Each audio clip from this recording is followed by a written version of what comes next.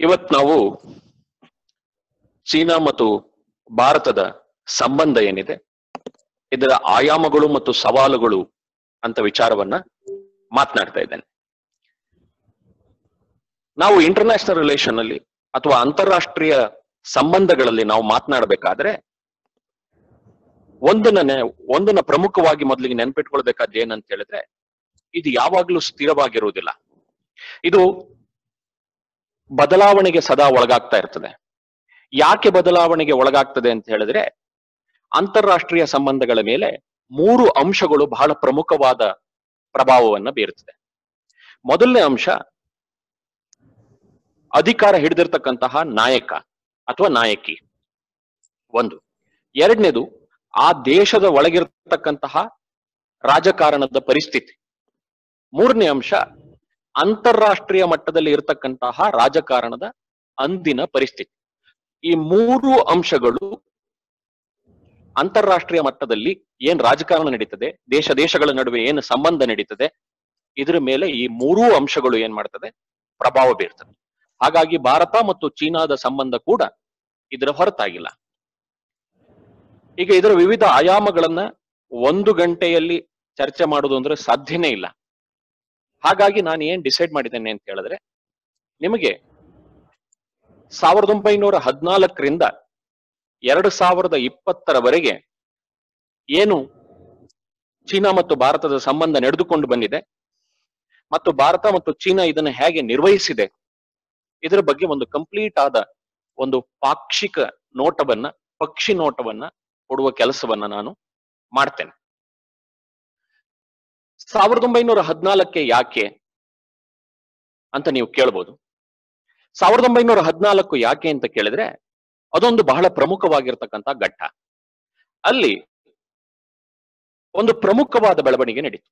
ಏನು ಬೆಳವಣಿಗೆ ಅಂತ ಕೇಳಿದ್ರೆ, ಬ್ರಿಟಿಷರು ಆಗ ಅದಕ್ಕಿಂತ ಮುಂಚೆ ಅಂದ್ರೆ 1910, 11 ಈ ಸಂದರ್ಭದಲ್ಲಿ 1910ರಲ್ಲಿ ಚೀನಾದ ರಾಜ ಟಿಬೇಟಿನ ಮೇಲೆ ಆಕ್ರಮಣ ಮಾಡಿ ಟಿಬೇಟ್ನ ತನ್ನ ಆಕ್ರಮಣಕ್ಕೆ, ತನ್ನ ಹಿಡಿತಕ್ಕೆ ತೆಗೆದುಕೊಳ್ತಾರೆ ಮಿಲಿಟರಿಲಿ. ಆನಂತರ 1911ರಲ್ಲಿ ರಾಜ ತೀರ್ಕೊಳ್ತಾನೆ. ಇದಾದ ಮೇಲೆ ಏನು ಬೆಳವಣಿಗೆಗಳಾಗ್ತದೆ, ಇದರ ಸದುಪಯೋಗವನ್ನ ಉಪಯೋಗಿಸ್ಕೊಳ್ಬೇಕು ಅಂತ ಹೇಳಿ ಬ್ರಿಟಿಷರು ಒಂದು ಕೆಲಸ ಮಾಡ್ತಾರೆ. 1913ರಲ್ಲಿ ಟಿಬೇಟು, ಚೀನಾ ಮತ್ತು ಬ್ರಿಟನ್ ಇವರು 3 ಜನ ಕೂತು ಶಿಮ್ಲಾದಲ್ಲಿ ಒಂದು ಸಭೆ ಸೇರಬೇಕು ಅಂತ ತೀರ್ಮಾನ ಮಾಡ್ತಾರೆ. ಈ ಸಭೆ 1914ರಲ್ಲಿ ಜರುಗ್ತದೆ. ಅದನ್ನ ನಾವು ಶಿಮ್ಲಾ ಕಾನ್ಫರೆನ್ಸ್ ಅಂತ ಕರಿತೇವೆ. ಈ ಸಭೆಯಲ್ಲಿ 3 ಜನ ಭಾಗವಹಿಸ್ತಾರೆ. ಚೀನಾದ ರೆಪ್ರೆಸೆಂಟೇಟಿವ್ ಭಾಗವಹಿಸ್ತಾರೆ, ಟಿಬೇಟ್ನವರು ಭಾಗವಹಿಸ್ತಾರೆ, ಪ್ಲಸ್ ಬ್ರಿಟಿಷರು ಭಾಗವಹಿಸ್ತಾರೆ. ಇದರಲ್ಲಿ ಒಟ್ಟು 8 ಮೀಟಿಂಗ್ಗಳು ನಡೀತವೆ. ಆ ಕೊನೆಯ ಮೀಟಿಂಗ್ ನಲ್ಲಿ ಏನ್ ನಿರ್ಧಾರ ಆಗ್ತದೆ ಅಂತ ಕೇಳಿದ್ರೆ, ಟಿಬೇಟಿಗೆ ಸ್ವಾಯತ್ತತೆ ಕೊಡಬೇಕು. ಚೀನಾದ ಕಂಟ್ರೋಲ್ ಅಲ್ಲೇ ಇರುತ್ತೆ, ಆದ್ರೆ ಟಿಬೇಟಿಗೆ ಏನ್ ಕೊಡಬೇಕು, ಸ್ವಾಯತ್ತತೆಯನ್ನ ಕೊಡಬೇಕು. ಮತ್ತು ಟಿಬೇಟು, ಚೀನಾ ಇದರ ನಡುವಿನ ಬೌಂಡ್ರಿ ಏನಿದೆ ಅದನ್ನ ಗುರುತಿಸ್ಬೇಕು. ಬರ್ಮಾ, ಚೀನಾ, ಟಿಬೇಟ್ ಇದರ ನಡುವಿನ ಬೌಂಡ್ರಿಯನ್ನ ಗುರುತಿಸ್ಬೇಕು. ಮತ್ತು ಭಾರತ, ಟಿಬೇಟ್, ಚೀನಾ ಇದರ ಬೌಂಡ್ರಿಯನ್ನ ಕೂಡ ಏನ್ ಮಾಡಬೇಕು, ಗುರುತಿಸ್ಬೇಕು. ಮತ್ತು ಈ ಇಡೀ ಪ್ರಕರಣದಲ್ಲಿ USSR ಯಾವುದೇ ರೀತಿಯಲ್ಲಿ ಹಸ್ತಕ್ಷೇಪವನ್ನ ಇಟ್ಟುಕೊಂಡು ಒಂದು ಅಗ್ರಿಮೆಂಟ್ ಆಗ್ತದೆ.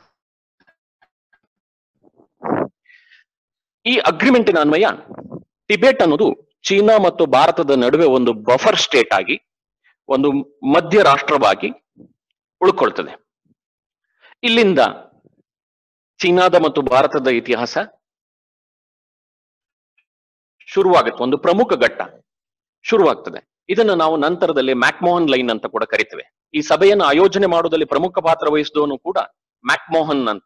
ಅವನು ಕೊನೆಗ ಈ ಲೈನ್ ಏನಿದೆ, ಟಿಬೇಟ್ ಮತ್ತು ಭಾರತದ ನಡುವಿನ ಲೈನ್ ಏನಿದೆ ಆ ಹಿಮಾಲಯನ್ ರೇಂಜ್ ಅಲ್ಲಿ, ಅದನ್ನ ಎಳೆದವನು ಮ್ಯಾಕ್ಮೋಹನ್. ಹಾಗಾಗಿ ಇದನ್ನ ಮ್ಯಾಕ್ಮೋಹನ್ ಲೈನ್ ಅಂತ ಕೂಡ ಕರಿತೇವೆ. ಚೀನಾ ಮತ್ತು ಭಾರತದ ನಡುವಿನ ಸೀಮಾ ರೇಖೆ ಏನಿದೆ ಅದನ್ನ ಕರಿತೇವೆ.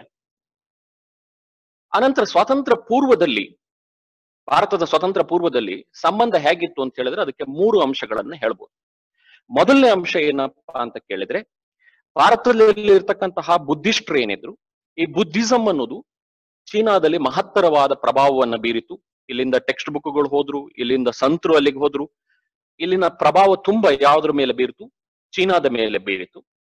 ಹಾಗೇನೆ 17 ಮತ್ತು 18ನೇ ಶತಮಾನದಲ್ಲಿ ನೋಡಿದ್ರೆ, ಆ ಕಾಲಘಟ್ಟದಲ್ಲಿ ಬಹಳ ಸಮೃದ್ಧವಾಗಿರ್ತಕ್ಕಂತಹ ನಾಗರಿಕತೆಗಳು ಅಂತ ಹೇಳಿದ್ರೆ ಈ ಎರಡೇ ದೇಶಗಳು. ಆ ಸಂದರ್ಭದಲ್ಲಿ ಇವು ಇಡೀ ಜಗತ್ತಿನಾದ್ಯಂತ ಕೂಡ ವ್ಯಾಪಾರ ವಹಿವಾಟು ಮಾಡಿರ್ತಕ್ಕಂತಹ ದೇಶಗಳಾಗಿದ್ದು.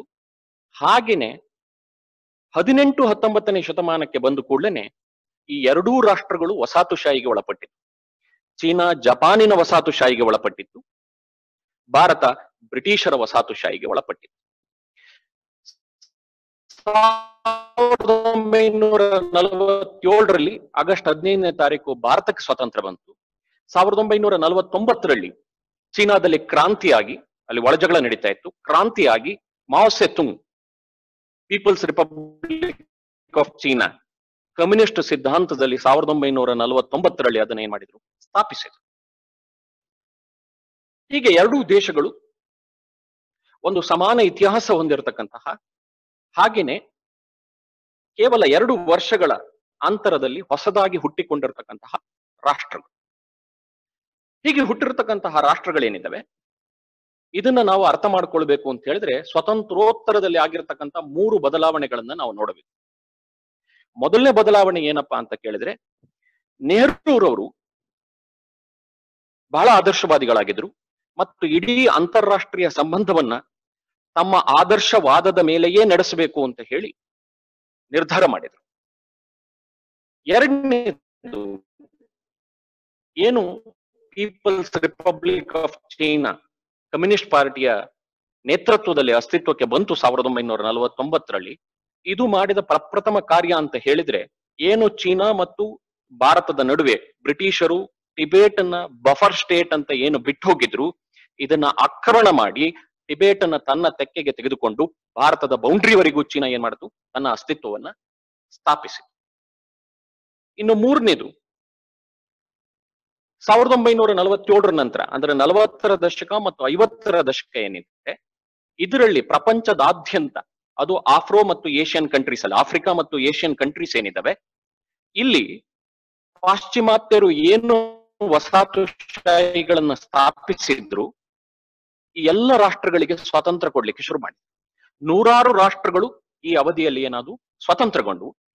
ಈ ರಾಷ್ಟ್ರಗಳ ಏನು ಆಫ್ರೋ ಮತ್ತು ಏಷ್ಯನ್ ರಾಷ್ಟ್ರಗಳೇನಿದಾವೆ, ಇದರ ರಾಜಕಾರಣದ ನೇತೃತ್ವವನ್ನ ವಹಿಸಬೇಕು ಅಂತ ಹೇಳಿ 2 ರಾಷ್ಟ್ರಗಳು ಪೈಪೋಟಿ ಮಾಡಿದ್ರು.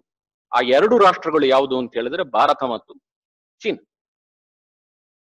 ಅದಲ್ದೇನೆ ಇನ್ನೊಂದು ಪ್ರಮುಖ ಅಂಶ ಪಾತ್ರ ಬೀರಿದ್ದು, ಪ್ರಭಾವ ಬೀರಿದ್ದು ಯಾವ್ದಂತ ಕೇಳಿದ್ರೆ, ಏನು ಶೀತಲ ಸಮರ ಅಮೆರಿಕ ಮತ್ತು USSR ನಡುವೆ ಶುರುವಾಯಿತು, ಇದು ಕೂಡ ಭಾರತ ಮತ್ತು ಚೀನಾದ ಸಂಬಂಧದ ಮೇಲೆ ಪ್ರಭಾವವನ್ನ ಬೀರಿತು. ಈಗ ನೆಹರು ಅವಧಿಯ ಭಾರತ ಮತ್ತು ಚೀನಾದ ಸಂಬಂಧವನ್ನ ನೋಡೋಣ. 1949ರಲ್ಲಿ ಚೀನಾ ಅಸ್ತಿತ್ವಕ್ಕೆ ಬಂದು ಅಕ್ಟೋಬರ್ 1950 ಟಿಬೇಟಿನ ಮೇಲೆ ಆಕ್ರಮಣ ಮಾಡಿತು. ಆಕ್ರಮಣ ಮಾಡಬೇಕಾದ್ರೆ ಅದು ಇವತ್ತು ಏನು ಭಾರತ ಅಕ್ಸಾಯ್ ಚಿನ್ ಅಂತಕ್ಕಂಥ ಏರಿಯಾ ಇದೆ, ಇವತ್ತು ನಾವು ಜಮ್ಮು ಕಾಶ್ಮೀರ ಅಂತ ಕರೀತೇವೆ. ಜಮ್ಮು ಕಾಶ್ಮೀರದಲ್ಲಿ ಇವತ್ತು ಲಡಾಖ್ ಅನ್ನೋ ಒಂದು ಯೂನಿಯನ್ ಟೆರಿಟರಿ ಇದೆ. ಆ ಲಡಾಖಿನ ಪ್ರದೇಶದಲ್ಲಿ ಪಕ್ಕದಲ್ಲಿ ಒಂದು ಅಸ್ಕೈ ಚಿನ್ ಅಂತ ಇದೆ. ಭಾರತ ಇವತ್ತು ಅದನ್ನ ಲಡಾಖಿನ ಭಾಗ ಅಂತ ತೋರಿಸ್ತಾ ಇದೆ. ಆ ಅಸ್ಕೈ ಚಿನ್ ಏರಿಯಾ ಏನಿದೆ, ಅದರ ಮೂಲಕ ಜಿಂಗ್ಜಿಯಾಂಗ್ ಪ್ರಾವಿನ್ಸ್ ಇಂದ ಅಸ್ಕೈ ಚಿನ್ ಏರಿಯಾ ಮೂಲಕ ಬಂದು ಟಿಬೇಟ್ ಅನ್ನ ಆಕ್ರಮಣ ಮಾಡ್ತು. ಆಕ್ರಮಣ ಮಾಡಿ ಅಸ್ಕೈ ಚಿನ್ ಅಂತ ಏನು ಏರಿಯಾ ಇತ್ತು ಅದನ್ನ ಏನು ಬಳಸ್ಕೊಂಡು ಬಂತು, ಆ ಭಾಗವನ್ನ ತಾನೇ ಆಕ್ರಮಿಸಿಕೊಳ್ತು. ಅದು ಭಾರತದ ಭಾಗದ ಮೂಲಕ ಬಂದಿದ್ದು, ಆದರೆ ಅದನ್ನ ತನ್ನದೇ ಅಂತ ಹೇಳಿ ಏನ್ ಮಾಡ್ತು? ಆಕ್ರಮಿಸಿಕೊಳ್ತು.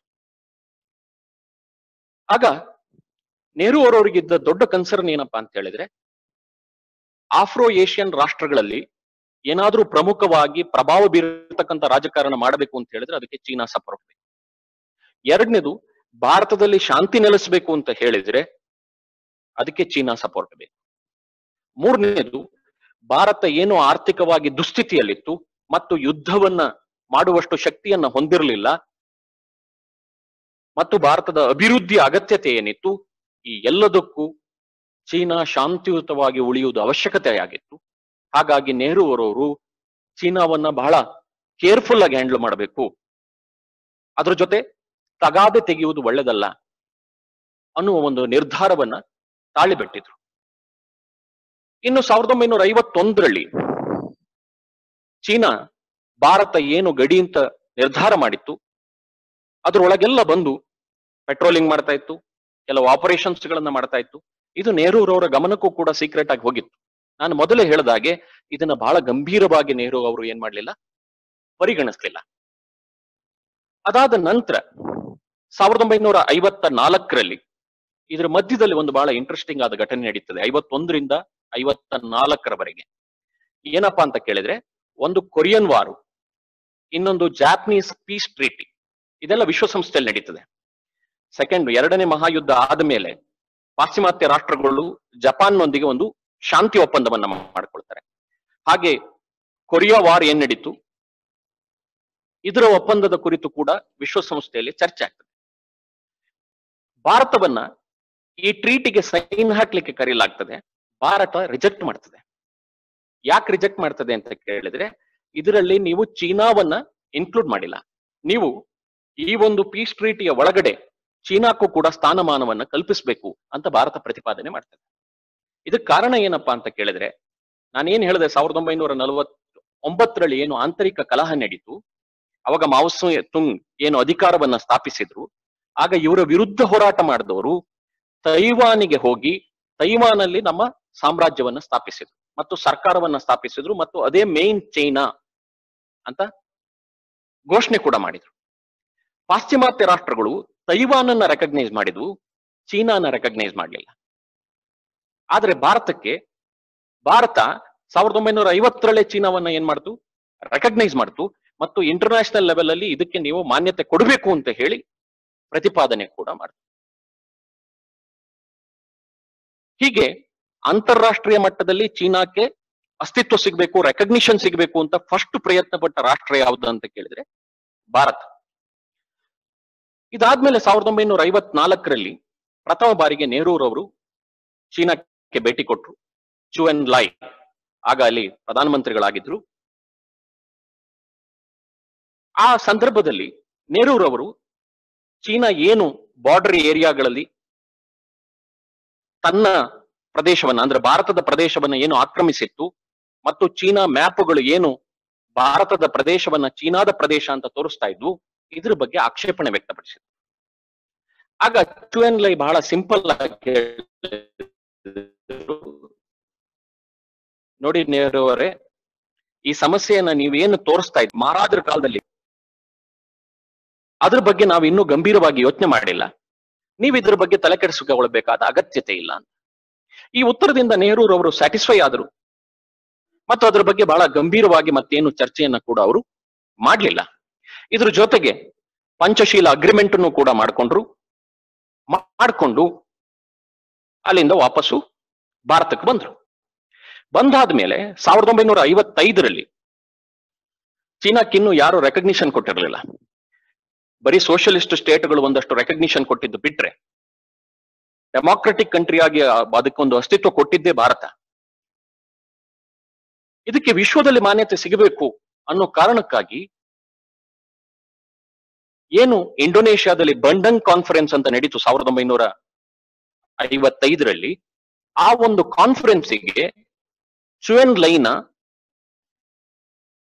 ನೆಹರೂರವರು ಕರ್ಕೊಂಡು ಹೋಗಿ ಚೀನಾಕ್ಕೂ ಕೂಡ ಮಾನ್ಯತೆ ಕೊಡಬೇಕು ಅಂತ ಬಂಡಂಗ್ ಕಾನ್ಫರೆನ್ಸ್ ಅಲ್ಲಿ ಏನ್ ಮಾಡಿದ್ರು, ಪ್ರತಿಪಾದನೆ ಮಾಡಿದ್ರು. ಅಲ್ಲಿ ಎಲ್ಲ ಆಫ್ರೋ ಏಷ್ಯನ್ ಕಂಟ್ರೀಸ್ ಏನಿದ್ವು, ಇದರ ರೆಪ್ರೆಸೆಂಟೇಟಿವ್ಗಳು ಬಂದಿದ್ರು.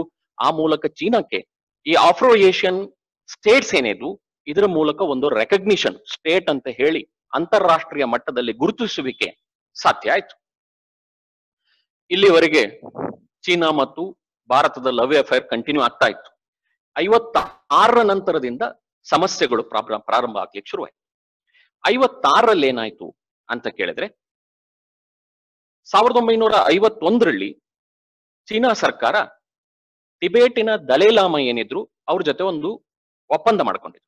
ಏನು ಒಪ್ಪಂದ ಅಂತ ಹೇಳಿದ್ರೆ, ನಾವು ನಿಮ್ಮ ಧರ್ಮದ ವಿಚಾರದಲ್ಲಿ, ಭಾಷೆ ವಿಚಾರದಲ್ಲಿ, ಆಂತರಿಕ ಆಡಳಿತ ವಿಚಾರದಲ್ಲಿ ಹಸ್ತಕ್ಷೇಪ ಮಾಡಲ್ಲ.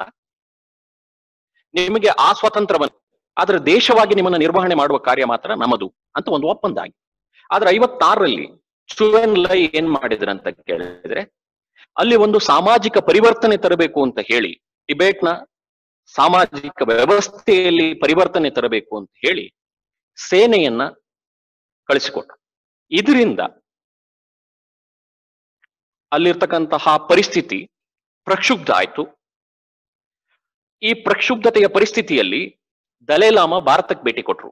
ಯಾಕೆ ಭೇಟಿ ಕೊಟ್ರು ಅಂತ ಕೇಳಿದ್ರೆ, ಆಗ ಬುದ್ಧ ಹುಟ್ಟಿ 2500 ವರ್ಷಗಳಾಗಿದ್ದು, ಹಾಗಾಗಿ ಅವರು ಅದನ್ನ ಸೆಲೆಬ್ರೇಟ್ ಮಾಡ್ಲಿಕ್ಕೋಸ್ಕರ ಭಾರತಕ್ಕೆ ಬಂದ್ರು. ಚೀನಾಕ್ಕೊಂದು ದೊಡ್ಡ ವರಿ ಏನಿತ್ತಪ್ಪ ಅಂತ ಕೇಳಿದ್ರೆ, ದಲೈಲಾಮಾ ವಾಪಸ್ ಬರಲ್ಲ. ಅವರು ಭಾರತದಲ್ಲಿದ್ದೇ ಟಿಬೇಟಿನ ಸರ್ಕಾರವನ್ನ ಭಾರತದ ಒಳಗೆ ಸ್ಥಾಪಿಸಿ ಆಳ್ವಿಕೆ ಮಾಡ್ಲಿಕ್ಕೆ ಶುರು ಮಾಡ್ತಾರೆ. ಟಿಬೇಟು ನಿರಂತರವಾದ ಒಂದು ಸಮಸ್ಯೆಯಾಗಿ ಪರಿವರ್ತನೆ ಆಗ್ತದೆ ಅಂತ ಹೇಳಿ ಚುವೆನ್ ಲೈನೇ ಭಾರತಕ್ಕೆ ಭೇಟಿ ಕೊಟ್ರು 1956ರಲ್ಲಿ. ದಲೈಲಾಮಾ ಅವರಿಗೆ ಕನ್ವಿನ್ಸ್ ಮಾಡಿದ್ರು, ಏನು ಮಿಲಿಟರಿ ಕಳಿಸಿದ್ದೇವೆ, ಏನು ಆಂತರಿಕವಾಗಿ ಜಗಳ ಆಗ್ತಾ ಇದೆ, ಇದೆಲ್ಲವನ್ನ ನಾವು ಶಾಂತಿಯುತವಾಗಿ ಬಗೆಹರಿಸೋಣ, ನೀವು ದಯವಿಟ್ಟು ಬನ್ನಿ. ಹಾಗೇನೆ ನೆಹರೂರವರು ಕೂಡ ದಲೈಲಾಮಾ ಅವರಿಗೆ ಕನ್ವಿನ್ಸ್ ಮಾಡಿದ್ರು.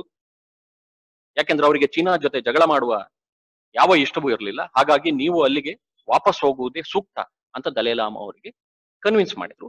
ಆ ಮೂಲಕ ದಲೈಲಾಮಾ ಅವರು 1956ರಲ್ಲಿ ವಾಪಸ್ಸು ಟಿಬೇಟಿಗೆ ಹೊರಟರು.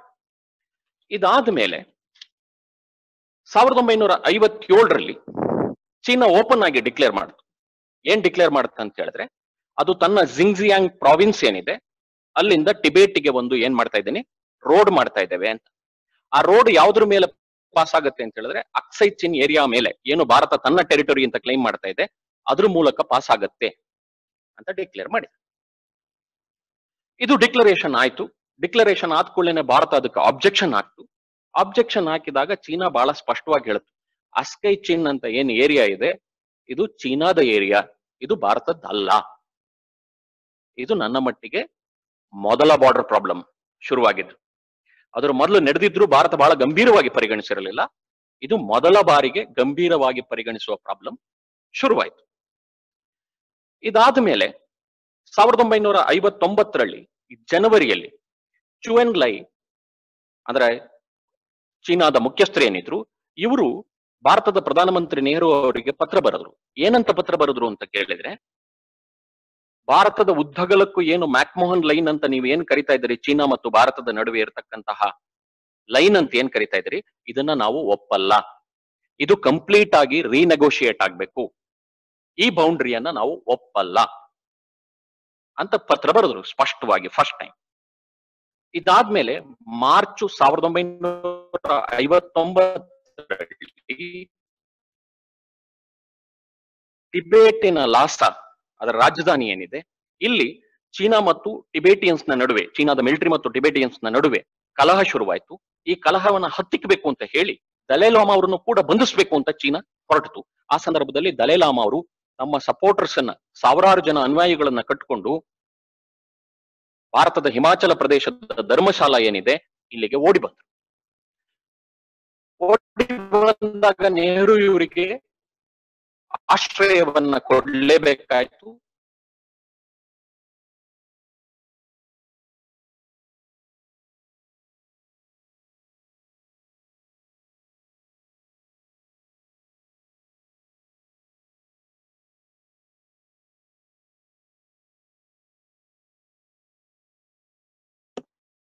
ಸರ್ ನಿಮ್ಮದು ಮ್ಯೂಟ್ ಆಗಿದೆ. ಹಲೋ, ಮ್ಯೂಟ್ ಆಗಿತ್ತು ಸರ್. ಕೇಳ್ತಾ ಇದೆ, ಈಗ ಕೇಳ್ತಾ ಇದೆ ಸರ್. ಮ್ಯೂಟ್ ಆಗಿತ್ತು. ಓಕೆ, ಹಲೋ, ಕೇಳ್ತಾ ಇದೆ ಸರ್. ಕೇಳಿಸ್ತಾ ಇದೆಯಾ?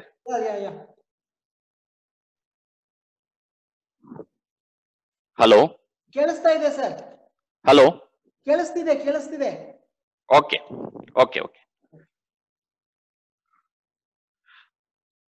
ಹೀಗೆ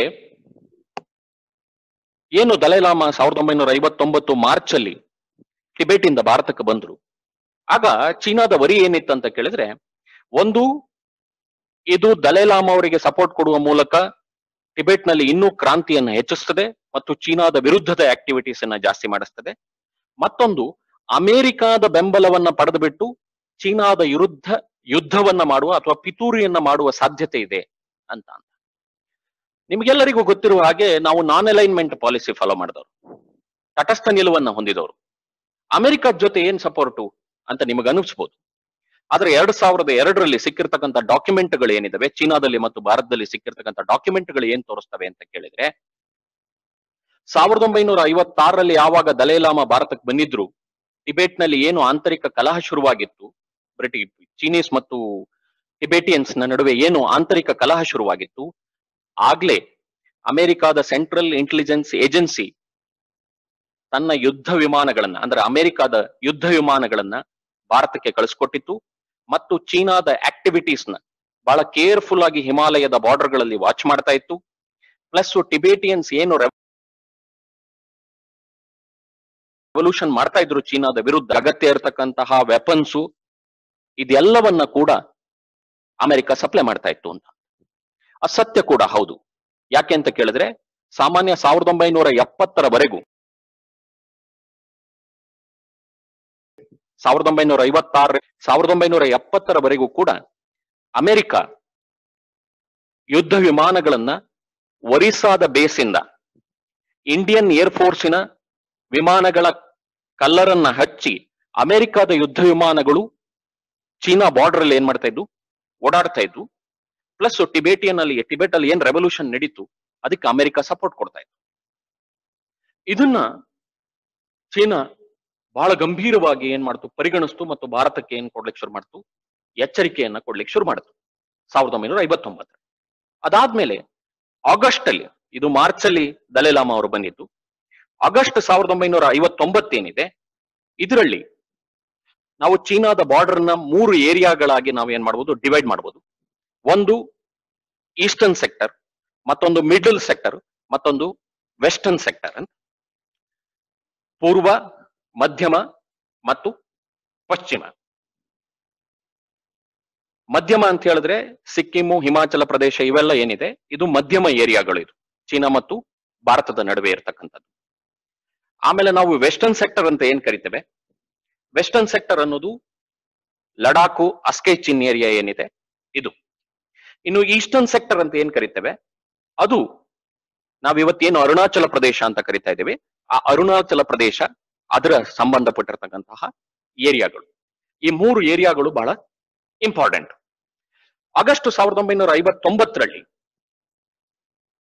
ಈ ಅರುಣಾಚಲ ಪ್ರದೇಶದ ಏರಿಯಾ ಏನಿದೆ ಇಲ್ಲಿ ಚೀನಾ ಮತ್ತು ಭಾರತದ ಸೈನಿಕರ ನಡುವೆ ಒಂದು ಸಣ್ಣ ಮಟ್ಟಿನ ಕ್ಲಾಶ್ ಆಯ್ತು. ಬಾರ್ಡರ್ ಏರಿಯಾದಲ್ಲಿ ಕ್ಲಾಶ್ ಆಯ್ತು. ಇದು ನಮ್ಮ ಏರಿಯಾ, ಇದು ನಮ್ಮ ಏರಿಯಾ ಅಂತ ಹೇಳಿ ಕ್ಲಾಶ್ ಆಯ್ತು. ಹಾಗೇನೆ ಅಕ್ಟೋಬರ್ 1959ರಲ್ಲಿ 2ನೇ ಬಾರಿ ಏನಾಯ್ತು, ಕ್ಲಾಶ್ ಆಯ್ತು. ಈ ಕ್ಲಾಶ್ ಆದ್ಮೇಲೆ 1960ರಲ್ಲಿ ಚುವೆನ್ ಲಾಯ್ ಏನು ಹೆಡ್ ಇದ್ರು, ಚೀನಾದ ಹೆಡ್ ಇದ್ರು, ಅವರೇ ಭಾರತಕ್ಕೆ ಭೇಟಿ ಕೊಟ್ಟರು. ಭಾರತಕ್ಕೆ ಭೇಟಿ ಕೊಟ್ಟು ಭಾರತದ ಮುಂದೆ ಒಂದು ಆಫರ್ ಇಟ್ರು. ಏನ್ ಆಫರ್ ಅಂತ ಕೇಳಿದ್ರೆ, ನೀವು ಅಸ್ಕೈ ಚಿನ್ ಏರಿಯಾ ಏನಿದೆ ನಾವೇನು ಆಕ್ಯುಪೈ ಮಾಡಿದೀವಿ ಅದು ನಮ್ ಟೆರಿಟರಿ, ಬಿಟ್ಕೊಟ್ಬಿಡಿ. ನಾವು ಏನು ಅರುಣಾಚಲ ಪ್ರದೇಶ ನಮ್ದು ಅಂತ ಕ್ಲೈಮ್ ಮಾಡ್ತಾ ಇದೀವಿ ಅದನ್ನ ನಿಮಗ್ ಬಿಟ್ಕೊಟ್ಬಿಡ್ತೀವಿ. ಸೊ ಅಸ್ಕೈ ಚಿನ್ ನಮಗ್ ಬಿಟ್ಕೊಟ್ಬಿಡಿ, ನೀವು ಅಸ್ಕೈ ಚಿನ್ ಅನ್ನ ನಮಗ್ ಬಿಟ್ಕೊಟ್ಬಿಟ್ರೆ, ಅಕ್ಸಾಯ್ ಚಿನ್ ಅನ್ನ ನಮಗ್ ಬಿಟ್ಕೊಟ್ಬಿಟ್ರೆ ನಾವು ನಿಮಗೆ ಅರುಣಾಚಲ ಪ್ರದೇಶವನ್ನ ಬಿಟ್ಕೊಟ್ಬಿಡ್ತೀವಿ. ಅರುಣಾಚಲ ಪ್ರದೇಶದ ಮೇಲೆ ನಾವು ಖ್ಯಾತೆ ತೆಗೆಯಲ್ಲ, ಇದಕ್ಕೆ ಒಪ್ಕೊಳ್ಳಿ ಅಂತ ನೆಹರು ಹೇಳಿದ್ರು. ನೆಹರು ಅದನ್ನ ಕ್ಯಾಬಿನೆಟ್ ಸಚಿವರ ಜೊತೆಗೆ ಚರ್ಚೆ ಮಾಡಿ ಅಂತ ಹೇಳಿ ಚುವೆನ್ ಲೈಗ್ ಬಿಟ್ರು. ಕ್ಯಾಬಿನೆಟ್ ಸಚಿವರು ಅದಕ್ಕೆ ಒಪ್ಕೊಳ್ಳಿಲ್ಲ. ಇದು ರಿಯಲಿಸ್ಟಿಕ್ ಆಗಿರ್ತಕ್ಕಂಥ ಸೊಲ್ಯೂಷನ್ ಅಲ್ಲ, ಇದನ್ನ ನಾವು ಒಪ್ಕೊಳ್ಳಿಕ್ ಬರಲ್ಲ ಅಂತ ಅವ್ರು ಒಪ್ಪಲು ಇಲ್ಲ. ಇದರಿಂದ ಚುವೆನ್ ಲೈಗೆ ಬಹಳ ಹರ್ಟ್ ಆಯ್ತು ಮತ್ತು ಹ್ಯುಮಿಲಿಯೇಷನ್ ಕೂಡ ಆಯ್ತು. ಏನಂತ ಹೇಳಿದ್ರೆ, ನೆಹರೂರವರೇ ನಿರ್ಧಾರ ತಗೊಳ್ಬಹುದಿತ್ತು, ತಗೊಳ್ಳದೇನೆ ಕ್ಯಾಬಿನೆಟ್ ಅವ್ರ ಜೊತೆಗೆ ನನಗೆ ಮೀಟಿಂಗಿಗೆ ಬಿಟ್ಟು ನನಗೊಂದು ಅವಮಾನ ಆಯ್ತು ಅನ್ನುವ ರೀತಿಯಲ್ಲಿ ಅದನ್ನ ಚುವೆನ್ ಲೈ ಸ್ವೀಕರಿಸಿದ್ರು. ಅದಾದ ನಂತರ ಇಂಡಿಯಾ ಒಂದು ದೊಡ್ಡ ಮಿಸ್ಟೇಕ್ ಮಾಡ್ತು ಅಂತ ಅನಿಸ್ತದೆ. ನವೆಂಬರ್ 1961ರಲ್ಲಿ ಇಂಡಿಯಾ ಒಂದು ಫಾರ್ವರ್ಡ್ ಪಾಲಿಸಿ ಅಂತ ಮಾಡ್ಕೊಳ್ತು. ಕೃಷ್ಣ ಮೆನನ್ ಆಗ ಡಿಫೆನ್ಸ್ ಮಿನಿಸ್ಟರ್ ಆಗಿದ್ರು. ಫಾರ್ವರ್ಡ್ ಪಾಲಿಸಿ ಏನಪ್ಪಾ ಅಂತ ಕೇಳಿದ್ರೆ, ಸೈನಿಕರದ್ದು ಒಂದು 5ರಿಂದ 10 ಜನಿಂದ ಒಂದು ತುಕಡಿ ಮಾಡೋದು, ಆ ತುಕಡಿಗೆ ಬಹಳ ಕಮ್ಮಿ ಆರ್ಮ್ಸ್ ಅಂಡ್ ಎಮಿನಿಷನ್ ಕೊಡೋದು, ಅವರು ಎಲ್ಲೆಲ್ಲಿ ಚೀನಾ ಆಕ್ರಮಣ ಮಾಡಿದೆ, ನಮ್ಮ ಬಾರ್ಡರ್ ಏರಿಯಾದ ಒಳಗೆ ಬಂದಿದೆ, ಆ ಏರಿಯಾ ಏನಿದೆ ಅದರಲ್ಲಿ ಅವ್ರ ಹತ್ರ ಹೋಗುದು, ಅವ್ರ ಮುಂದೆ ನಿಂತ್ಕೊಳ್ಳೋದು, ಅವ್ರನ್ನ ಹೆದರ್ಸುದು ಮತ್ತು ವಾಪಸ್ ಬರೋದು. ಇದನ್ನ ಫಾರ್ವರ್ಡ್ ಪಾಲಿಸಿ ಅಂತ ಕರೀತಿದ್ರು. ಇದನ್ನ ಚೀನಾ ಬಹಳ ಗಂಭೀರವಾಗಿ ತಗೊಳ್ತದೆ ಮತ್ತು ತುಂಬಾ ಕಡೆ ಇದರಿಂದಾಗಿ ಚೀನಾ ಮತ್ತು ಭಾರತದ ಸೈನ್ಯ ಹೋರಾಟ ಸಣ್ಣ ಸಣ್ಣ ಮಟ್ಟದ ಘರ್ಷಣೆಗಳು ನಡೀತಾ ಇರಬೇಕಾದ್ರೆ ಜುಲೈ 1962ರಲ್ಲಿ ಜಿನಿವಾದಲ್ಲಿ ಒಂದು ಕಾನ್ಫರೆನ್ಸ್ ಇತ್ತು. ಅಲ್ಲಿ ನಮ್ಮ ಡಿಫೆನ್ಸ್ ಮಿನಿಸ್ಟ್ರು ಕೃಷ್ಣ ಮೆನನ್ ಅವರು ಹೋಗಿದ್ರು. ಚೀನಾದ ಡಿಫೆನ್ಸ್ ಮಿನಿಸ್ಟರ್ ಅಥವಾ foreign affairs minister, defence minister ಅಲ್ಲ, ಮಾರ್ಷಲ್ ಅವರು ಬಂದಿದ್ರು ಅಲ್ಲಿಗೆ. ಅಲ್ಲಿ ಚರ್ಚೆ ಮಾಡ್ಲಿಕ್ಕೆ ಹೊರಟ್ರು. ಈ ಬಾರ್ಡರ್ ಪ್ರಾಬ್ಲಮ್ ಅನ್ನ ನಾವು ಸಾಲ್ವ್ ಮಾಡಬೇಕು, ಇತ್ತೀಚೆಗೆ ಅಲ್ಲಿ ಬಹಳ ಘರ್ಷಣೆ ನಡೀತಾ ಇದೆ ಅಂತ. ಆದ್ರೆ ಕೃಷ್ಣ ಮೆನನ್ ಬಹಳ ಸ್ಪಷ್ಟವಾಗಿ ಹೇಳಿದ್ರು, ನಾವು ಏನು ಮ್ಯಾಕ್ಮೋಹನ್ ಲೈನ್ ಅಂತ ಬರೆದಿದೀವಿ ಅದನ್ನ ಬಿಟ್ಟು ಹಿಂದಕ್ಕೆ ಹೋಗ್ಬೇಕು ಹೊರತುವಿನ ನಾವು ಒಳಗಡೆ ಈ ಪ್ರದೇಶವನ್ನ ನಿಮ್ ಜೊತೆ ಕೂತು ಮಾತಾಡ್ಲಿಕ್ಕೆ ಸಿದ್ಧ ಇಲ್ಲ ಅಂತ. ಹಾಗಾಗಿ ಎಲ್ಲ ಬಾಗಿಲುಗಳು ಏನಾಗೋಯ್ತು, ಮುಚ್ಚಿತ್ತು. ಮುಚ್ಚಿದ ಪರಿಣಾಮವಾಗಿ ಅಕ್ಟೋಬರ್ 1962ರಲ್ಲಿ ಚೀನಾ, ನಾನೇನ್ ಹೇಳಿದೆ, ವೆಸ್ಟರ್ನ್ ಸೆಕ್ಟರ್ ಮತ್ತು ಈಸ್ಟರ್ನ್ ಸೆಕ್ಟರ್, ಈ ಕಡೆ ಪ್ರದೇಶ ಏರಿಯಾದಲ್ಲಿ ಎರಡೂ ಕಡೆ ಆಕ್ರಮಣವನ್ನ ಮಾಡ್ತು. ಈ ಆಕ್ರಮಣ ನವೆಂಬರ್ ವರೆಗೂ ನಡೀತು. ನವೆಂಬರ್ ಅಲ್ಲಿ ಮಧ್ಯಸ್ಥಿಕೆಯೂ ಇಲ್ಲದೆ, ಯಾರ ಇದು ಇಲ್ಲದೆ, ಪ್ರೆಷರೂ ಇಲ್ಲದೇನೆ ಚೀನಾ ಏಕದಂ ಸೀಸ್ ಫೈರ್ ಅಥವಾ ಯುದ್ಧವನ್ನ ಮಾಡಲ್ಲ ಅಂತ ಶಾಂತಿಯ ಘೋಷಣೆಯನ್ನ ಏಕಾಏಕಿ ಮಾಡಿ ನೆಹರೂರವರಿಗೆ ಒಂದು ಪತ್ರ ಬರೀತು. ಏನ್ ಪತ್ರ ಅಂತ ಹೇಳಿದ್ರೆ, ನಾವು ಏನು ಭಾರತದ ಟೆರಿಟರಿ ಒಳಗೆ ಬಂದಿದೀವಿ ಅಂತ ನಿಮಗೆ ಅನಿಸ್ತಾ ಇದೆ, ನಾವು 20 ಕಿಲೋಮೀಟರ್ ಹಿಂದೆ ಹೋಗ್ತಾ ಇದೀವಿ ಅಂತ ಘೋಷಣೆ ಮಾಡ್ತು. ಅದನ್ನ ನೆಹರು ಬಹಳ ಟೀಕಾತ್ಮಕವಾಗಿ ಪಾರ್ಲಿಮೆಂಟ್ ಅಲ್ಲಿ ಹೇಳ್ತಾರೆ. ಏನ್ ಹೇಳ್ತಾರೆ ಅಂತ ಹೇಳಿದ್ರೆ, ನೀವು ಯಾವುದೋ ದೇಶದ ಬಾರ್ಡರ್ ಒಳಗಡೆ 40ರಿಂದ 60 ಕಿಲೋಮೀಟರ್ ಒಳಗ್ ಬಂದು ನಂತರ ನಾನು 20 ಕಿಲೋಮೀಟರ್ ಹಿಂದೆ ಹೋಗ್ತಾ ಇದ್ದೀನಿ ಅಂತ ಹೇಳಿದ್ರೆ ಇದು ಯಾವ ಮೂರ್ಖತನದ ನ್ಯಾಯ ಅಂತ ಪಾರ್ಲಿಮೆಂಟ್ ಅಲ್ಲಿ ಮಾತಾಡ್ಬೇಕಾದ್ರೆ ನೆಹರು ಅವರು ಇದ್ರ ಬಗ್ಗೆ ಮಾತನಾಡ್ತಾರೆ. ಆದ್ರೆ ಈ ಟೈಮಲ್ಲಿ ಒಂದು ಆಶ್ಚರ್ಯಕರ ಘಟನೆಗಳು ನಡೆದಿದ್ದೇನಂತ ಕೇಳಿದ್ರೆ, 1962ರಲ್ಲಿ ವಿಶ್ವಸಂಸ್ಥೆಯ ರಕ್ಷಣಾ ಸಮಿತಿ ಏನಿದೆ, ಸೆಕ್ಯೂರಿಟಿ ಕೌನ್ಸಿಲ್, ಇದರ ಮೆಂಬರ್ ಆಗ್ಬೇಕು ಅಂತ ಚೀನಾ ಟ್ರೈ ಮಾಡ್ತಾ ಇತ್ತು. ಚೀನಾವನ್ನ ಅತಿಯಾಗಿ ಬೆಂಬಲಿಸಿ ಚೀನಾ ಪರ ವೋಟ್ ಮಾಡಿದ್ದು ಯಾವುದು ಅಂತ ಕೇಳಿದ್ರೆ ಈ ಯುದ್ಧ ಸಂದರ್ಭದಲ್ಲೂ ಕೂಡ ಭಾರತ. ಅದೇ ಸಂದರ್ಭದಲ್ಲಿ ಪೋರ್ಚುಗೀಸ್ನಿಂದ ಗೋವಾವನ್ನ ಭಾರತ ತನ್ನ ತೆಕ್ಕೆಗೆ ತೆಗೆದುಕೊಂಡಿತ್ತು. ಗೋವಾವನ್ನ ಭಾರತದ ಆಂತರಿಕ ಭಾಗ ಅಂತ ರೆಕಗ್ನೈಸ್ ಮಾಡಿದ ಫಸ್ಟ್ ಸ್ಟೇಟ್ ಯಾವ್ದಪ್ಪ ಅಂತ ಕೇಳಿದ್ರೆ ಚೀನಾ. ಇಲ್ಲಿ ಹೊಡ್ಕಂತ ಇದ್ದಾರೆ ಬಾರ್ಡರ್ ಅಲ್ಲಿ. ಅದರ ನಡುವೆ ಏನ್ ನಡೆದೋಗಿದೆ, ಅಲ್ಲೊಂದು ಪೊಲಿಟಿಕ್ಸ್ ಕೂಡ ಏನಾಯ್ತು, ನಡೀತು. ಈ ರೀತಿ ಸಡನ್ ಆಗಿ ವಾರ್ ನಿಲ್ಲಿಸ್ಲಿಕ್ಕೆ ಕಾರಣ ಏನು ಅಂತ ಕೇಳಿದ್ರೆ, ಒಂದ್ ಹೇಳ್ತಾರೆ, ನೆಹರೂರ್ ಅವರು ಪತ್ರ ಬರೆದಿದ್ರಂತೆ. ಆಗ ಜಾನ್ ಎಫ್ ಕೆನಡಿ ಅಲ್ಲಿ ರಾಷ್ಟ್ರಪತಿಗಳಾಗಿದ್ರು ಅಮೆರಿಕಾದಲ್ಲಿ. ಅವ್ರಿಗೆ ಪತ್ರ ಬರೆದ್ರಂತೆ, ನಮಗ್ ಸೆಕ್ಯೂರಿಟಿ ಕೊಡಿ ಅಂತ. ಆಗ ಜಾನ್ ಎಫ್ ಕೆನಡಿ ತಮ್ಮ ಯುದ್ಧ ವಿಮಾನಗಳು ಏನಿದಾವೆ ಅವುಗಳು ಹೋಗಿ ಭಾರತಕ್ಕೆ ಸಪೋರ್ಟ್ ಮಾಡಬೇಕು ಅಂತ ಹೇಳಿ ಡಿಸಿಷನ್ಸ್ ತಗೊಳ್ತಾ ಇದ್ರು. ಆ ಡಿಸಿಷನ್ ನ ಇಂಟೆಲಿಜೆನ್ಸ್ ವರದಿ ಎಲ್ಲಿಗೆ ಬಂದಿತ್ತು, ಚೀನಾಕ್ ಬಂದಿತ್ತು. ಹಾಗಾಗಿ ಇದು ಯುದ್ಧ ಇನ್ನೂ ದೊಡ್ಡ ಮಟ್ಟಕ್ಕೆ ಹೋಗುತ್ತೆ ಮತ್ತು ಇದರಿಂದ ಉಪಯೋಗ ಆಗಲ್ಲ ಅಂತ ಚೀನಾ ಡಿಕ್ಲೇರ್ ಮಾಡ್ತು ಅಂತ ಒಂದ್ ಹೇಳ್ತದೆ. ಎರಡನೇದು ಹೇಳ್ತದೆ, ಇವರು ಮುಂದೆ ಏರಿಯಾಗಳಲ್ಲಿ ಮಿಲಿಟರಿಯನ್ನ ಬಿಟ್ಟಿದ್ರಿಂದ ಅವರಿಗೆ ಲಾಜಿಸ್ಟಿಕ್ ಸಪೋರ್ಟ್ ಕೊಡ್ಬೇಕಾಗಿತ್ತು. ಅವ್ರಿಗೆ ಮದ್ದು, ಗುಂಡು, ಊಟ, ಆಹಾರ ಎಲ್ಲ ಕೊಡ್ಬೇಕಾಗಿತ್ತು. ಇದು ಬಹಳ ಕಷ್ಟ ಇತ್ತು. ಮೂರನೇದಾಗಿ ಆಗ್ಲೇ ಅಕ್ಟೋಬರ್ ಬಂದು ನವೆಂಬರ್ ತಿಂಗಳಲ್ಲಿ ಅವರು ಸೀಸ್ ಫೈರ್ ನ ಡಿಕ್ಲೇರ್ ಮಾಡಿದ್ದು. ನವೆಂಬರ್ ತಿಂಗಳಿಂದ ನಂತರ ಕೋಲ್ಡ್, ಹಿಮಪಾತ ಜಾಸ್ತಿ ಆಗ್ತಾ ಹೋಗೋದ್ರಿಂದ ಸೇನೆಯನ್ನ ನಿರ್ವಹಣೆ ಮಾಡಕ್ಕಾಗಲ್ಲ ಅಂತ ಹೇಳಿ ಸೀಸ್ ಫೈರ್ ಡಿಕ್ಲೇರ್ ಮಾಡಿದ್ರು ಅಂತ ಹೇಳ್ತಾರೆ. ಆದ್ರೆ ಯಾವುದೇ ಕಾರಣ ಇರಬಹುದು, ಚೀನಾ ಮಾತ್ರ ಏನ್ ಮಾಡ್ತು, ಯುದ್ಧ ಶಾಂತಿಯನ್ನ ಘೋಷಿಸಿತು.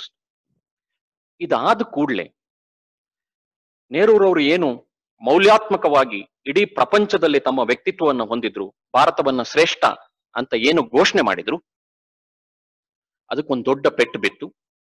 ಚೀನಾ ಒಂದು ಪ್ರಬಲ ರಾಷ್ಟ್ರವಾಗಿ, ಈ ಯುದ್ಧದ ಪರಿಣಾಮದಿಂದ ಪ್ರಬಲ ರಾಷ್ಟ್ರವಾಗಿ ಜಾಗತಿಕವಾಗಿ ಗುರುತಿಸ್ಕೊಳ್ಳಿಕ್ಕಾಯ್ತು. ಮತ್ತು ಏನು ನೆಹರೂರವರು ನಿಲುವುಗಳನ್ನು ಹೊಂದಿದ್ರು, ಅಂತಾರಾಷ್ಟ್ರೀಯ ಸಂಬಂಧಗಳಿಗೆ ಯಾವ ಕ್ರಮದಲ್ಲಿ ಹೋಗಬೇಕು ಅಂತ ಯೋಚನೆ ಮಾಡಿದ್ರು, ಅವೆಲ್ಲವೂ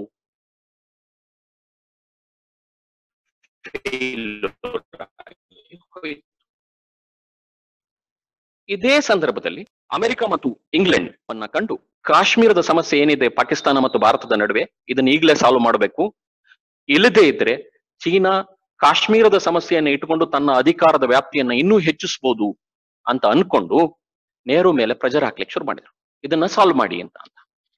ನೆಹರು ಇದ್ರ ಬಗ್ಗೆ ಇನ್ನೇನು ಕ್ರಮಗಳನ್ನ ತೆಗೆದುಕೊಳ್ತಿದ್ರು ಏನೋ, ಆ ಸಂದರ್ಭದಲ್ಲಿ ಪಾಕಿಸ್ತಾನ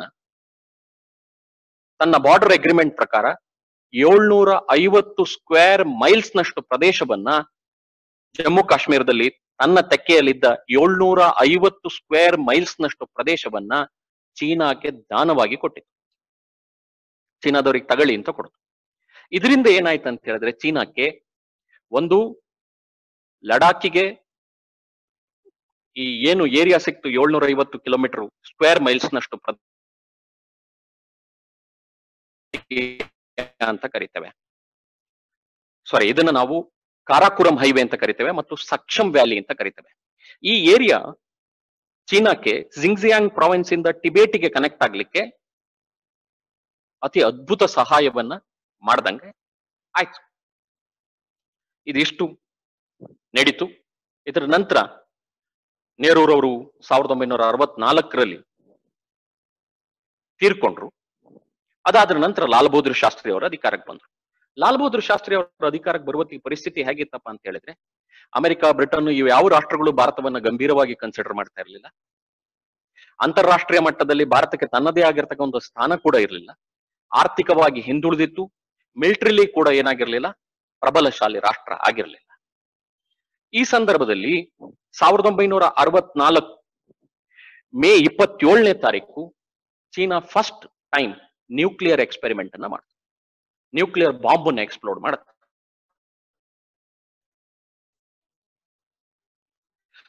ಯುದ್ಧ 2 ವರ್ಷ ಆಗಿತ್ತು, ಆಗ್ಲೇ ನ್ಯೂಕ್ಲಿಯರ್ ಬಾಂಬ್ ಅನ್ನು. ಇದರಿಂದ ಭಾರತದ ಪರಿಸ್ಥಿತಿ ಬಂದ್ ಮಾಡಿದ್ರೆ ಅಂತ ಕೇಳಿದ್ರೆ, ನವೆಂಬರ್ 1964ರಲ್ಲಿ ಅವರು ಅಂದ್ರೆ ಲಾಲ್ ಬಹದ್ದೂರ್ ಶಾಸ್ತ್ರಿ ಅವರು subterranean nuclear explosion project for peaceful purposes ಅಂತ ಹೇಳಿ ಪರ್ಮಿಷನ್ ಕೊಟ್ರು. ನಾವು ನ್ಯೂಕ್ಲಿಯರ್ ಎಕ್ಸ್ಪೆರಿಮೆಂಟ್ ಮಾಡಬೇಕು, ನಾವು ನ್ಯೂಕ್ಲಿಯರ್ ಪ್ರಾಜೆಕ್ಟ್ ಅನ್ನ ಇಂಪ್ರೂವ್ ಮಾಡಬೇಕು ಅಂತ ಹೇಳಿ ಅದಕ್ಕೆ ಸಂಬಂಧಪಟ್ಟಂತೆ ಏನು ನಾವು ಎಕ್ಸ್ಪೆರಿಮೆಂಟ್ ಗಳನ್ನ ಮಾಡಬೇಕು, ಅದಕ್ಕೆ ಸಂಬಂಧಪಟ್ಟಂತೆ ಏನು ಕ್ರಮಗಳನ್ನ ತೆಗೆದುಕೊಳ್ಬೇಕು ಅದನ್ನ ತಗೊಳ್ಳಿ ಅಂತ ಹೇಳಿ ಲಾಲ್ ಬಹದ್ದೂರ್ ಶಾಸ್ತ್ರಿ ಅವರು ಪರ್ಮಿಷನ್ ಕೊಟ್ರು. ಸೊ ಚೀನಾಕ್ಕೆ ನಾವು 2 ವಿಷಯಕ್ಕೆ ಥ್ಯಾಂಕ್ಸ್ ಹೇಳಬೇಕು. ಒಂದು, 1962ರಲ್ಲಿ ಯುದ್ಧ ಸೋತ ನಂತರ ನೆಹರೂರವರು ಭಾರತದ ಮಿಲಿಟರಿ ಮತ್ತು ಏರ್ ಫೋರ್ಸ್ ಆಧುನಿಕವಾಗಲೇಬೇಕು ಅಂತ ತೀರ್ಮಾನ ತಗೊಂಡ್ರು. ಅದರಲ್ಲೂ ಏರ್ ಫೋರ್ಸ್ ಅಲ್ಲಿ 45 ಸ್ಕ್ವಾಡ್ರಾನ್ ಅಷ್ಟು ಏರ್ ಫೋರ್ಸ್ ಇರಬೇಕು ಅಂತ. ಒಂದು ಸ್ಕ್ವಾಡ್ರಾನಿಗೆ 18 ವಿಮಾನಗಳು, ಆ ರೀತಿ 45 ಸ್ಕ್ವಾಡ್ರಾನ್ ಅಷ್ಟು ವಿಮಾನಗಳು, 45 × 18 ಇಷ್ಟು ವಿಮಾನಗಳು ಭಾರತದ ಬಳಿ ಇರಬೇಕು ಮತ್ತು ಅವು ಯುದ್ಧ ಸನ್ನದ್ಧವಾಗಿರ್ಬೇಕು ಅಂತ. ಹಾಗಾಗಿ ಮಾಡರ್ನೈಸೇಷನ್ ಪ್ರೊಸೆಸ್ ಶುರುವಾಗಿದ್ದು ಚೀನಾದಿಂದಲೇ. ಇದು ನ್ಯೂಕ್ಲಿಯರ್ ಎಕ್ಸ್ಪೆರಿಮೆಂಟ್ 64ರಲ್ಲಿ ಮಾಡಿರೋದ್ರಿಂದ ಭಾರತ ಕೂಡ ನ್ಯೂಕ್ಲಿಯರ್ ಟೆಕ್ನಾಲಜಿನ ಇಂಪ್ರೂವ್ ಮಾಡಬೇಕು ಅನ್ನೋ ನಿರ್ಧಾರವನ್ನ ಕೂಡ ತಗೊಳ್ತು. ಇದಾದ ಮೇಲೆ 1967ರ ಸಂದರ್ಭ, ಆಗ ಇಂದಿರಾ ಗಾಂಧಿ ಅವರು ಅಧಿಕಾರಕ್ಕೆ ಬಂದಿದ್ರು. ಇಂದಿರಾ ಗಾಂಧಿ ಅವರು ಅಧಿಕಾರಕ್ಕೆ ಬಂದವರು ಏನ್ ಮಾಡಿದ್ರು ಅಂತ ಕೇಳಿದ್ರೆ, ಚೀನಾ ಆಗ್ಲೇ ನ್ಯೂಕ್ಲಿಯರ್ ಸ್ಟೇಟ್ ಆಗಿತ್ತು ಮತ್ತು ಚೀನಾದ ಹೆದರಿಕೆ ಭಾರತವನ್ನ ಬಿಟ್ಟಿರ್ಲಿಲ್ಲ. ಅದಕ್ಕಾಗಿ ಅವ್ರು ಏನ್ ಮಾಡಿದ್ರು ಅಂತ ಹೇಳಿದ್ರೆ, ತಮ್ಮ ಬಹಳ ನಂಬಿಕಸ್ಥ ಸೆಕ್ರೆಟರಿ ಏನಿದ್ರು ಲಕ್ಷ್ಮೀಕಾಂತ್ ಜಾ ಅಂತ ಏನ್ ಕರಿತೇವೆ, ಲಕ್ಷ್ಮೀಕಾಂತ್ ಜಾ ಏನಿದ್ರು, ಇವ್ರನ್ನ ಬ್ರಿಟನ್ಗೆ, ಅಮೆರಿಕಕ್ಕೆ ಮತ್ತು USSR ಗೆ ಕಳಿಸ್ಕೊಟ್ರು. ಏನಕ್ಕೆ ಕಳಿಸ್ಕೊಟ್ರು ಅಂತ ಕೇಳಿದ್ರೆ, ಈ ರಾಷ್ಟ್ರಗಳಲ್ಲಿ ಯಾವ್ದಾದ್ರು ಒಂದು ರಾಷ್ಟ್ರ ನಿಮ್ಮನ್ನ ನಾವು ನ್ಯೂಕ್ಲಿಯರ್ ಇದರಲ್ಲಿ ನಿಮಗೆ ಸೆಕ್ಯೂರಿಟಿ ಕೊಡ್ತೀವಿ ಅಂದ್ರೆ, ನಿಮ್ ಮೇಲೆ ಏನಾದ್ರು ನ್ಯೂಕ್ಲಿಯರ್ ವಾರ್ಫೇರ್ ಆದ್ರೆ ಆ ರಾಷ್ಟ್ರದ ವಿರುದ್ಧ ನಾವು ಹೋರಾಡ್ತೀವಿ ಅಂತ ಯಾರಾದ್ರೂ ಗ್ಯಾರಂಟಿ ಕೊಡ್ತಾರ ಅಂತ. ಈ 3 ರಾಷ್ಟ್ರಗಳಲ್ಲಿ ಯಾರೂ ಗ್ಯಾರಂಟಿ ಕೊಡ್ಲಿಲ್ಲ. ಇದ್ರ ಪರಿಣಾಮವಾಗಿಯೇ 1968ರಲ್ಲಿ ನಾನ್ ಪ್ರೊಲಿಫಿಕೇಶನ್ ಟ್ರೀಟಿ NPT ಅಂತ ಏನ್ ಕರೀತಾರೆ, ವಿಶ್ವಸಂಸ್ಥೆಯಲ್ಲಿ ಏನ್ ಬಂತದು, ಅದಕ್ಕೆ ಭಾರತ ಸೈನ್ ಹಾಕ್ಲಿಲ್ಲ. ಯಾಕೆಂದ್ರೆ ನೀವ್ ಯಾರು ಗ್ಯಾರಂಟಿ ಕೊಡಲ್ಲ. ಇನ್ನೊಂದು ರಾಷ್ಟ್ರ ನ್ಯೂಕ್ಲಿಯರ್, ನನ್ನ ಶತ್ರು ರಾಷ್ಟ್ರ ನ್ಯೂಕ್ಲಿಯರ್ ಬಾಂಬ್ ಅನ್ನ ಹೊಂದಿರಬೇಕಾದ್ರೆ ಅದರ ವಿರುದ್ಧ ನೀವ್ಯಾರು ನಮಗೆ ಸೆಕ್ಯೂರಿಟಿ ಕೊಡಕ್ ರೆಡಿ ಇಲ್ಲ, ನಮಗೂ ಡೆವಲಪ್ ಮಾಡಬೇಡಿ ಅಂತ ಹೇಳಿದ್ರೆ ಇದು ಯಾವ ನ್ಯಾಯ ಅಂತ ಪ್ರಶ್ನೆ ಮಾಡ್ಲಿಕ್ಕೆ ಶುರು ಮಾಡ್ತು. ಇದರಿಂದಾಗಿ ಭಾರತದಲ್ಲಿ ನ್ಯೂಕ್ಲಿಯರ್ ಟೆಕ್ನಾಲಜಿ ಡೆವಲಪ್ ಆಗ್ಲಿಕ್ಕೆ ಕಾರಣ ಆಯ್ತು. ಹಾಗಾಗಿ ಚೀನಾವೇ ನ್ಯೂಕ್ಲಿಯರ್ ಟೆಕ್ನಾಲಜಿ ಡೆವಲಪ್ ಆಗ್ಲಿಕ್ಕೆ ಕಾರಣ ಅಂತ ಹೇಳ್ಬೋದು. ಇಲ್ಲ ಇನ್ನೊಂದು ಹೇಳ್ಬಿಡ್ತೀವಿ, 2000 ಸ್ಟ್ಯಾಟಿಸ್ಟಿಕ್ಸ್ ಪ್ರಕಾರ, ಅಂದ್ರೆ 2020ರ ಸ್ಟ್ಯಾಟಿಸ್ಟಿಕ್ಸ್ ಪ್ರಕಾರ, ಹೋದ್ ತಿಂಗಳು ರಿಲೀಸ್ ಆದ ರಿಪೋರ್ಟ್, ಸ್ವೀಡನ್ ಇಂದ ರಿಲೀಸ್ ಆದ ರಿಪೋರ್ಟ್ ಪ್ರಕಾರ ಇವತ್ತು ಚೀನಾದ ಬಳಿ 310 ನ್ಯೂಕ್ಲಿಯರ್ ಬಾಂಬ್ಗಳಿದ್ದಾವೆ. ಎಷ್ಟು? 310 ನ್ಯೂಕ್ಲಿಯರ್ ಬಾಂಬ್ಗಳಿದ್ದಾವೆ. ಭಾರತದಲ್ಲಿ 150 ನ್ಯೂಕ್ಲಿಯರ್ ಬಾಂಬ್ಗಳಿದ್ದಾವೆ. ಪಾಕಿಸ್ತಾನದ ಬಳಿ 150ರಿಂದ 160 ನ್ಯೂಕ್ಲಿಯರ್ ಬಾಂಬ್ಗಳಿದ್ದಾವೆ ಅಂತ ಹೇಳ್ತಾರೆ. ಕನ್ಫರ್ಮ್ಡ್ ರಿಪೋರ್ಟ್ ಅಲ್ಲ, ಬಟ್ ಅವರ ಏಜೆನ್ಸಿ ಏನ್ ಸ್ಟಡಿ ಮಾಡಿದೆ ಆ ರಿಪೋರ್ಟ್ ಅನ್ನ ಹೇಳ್ತದೆ.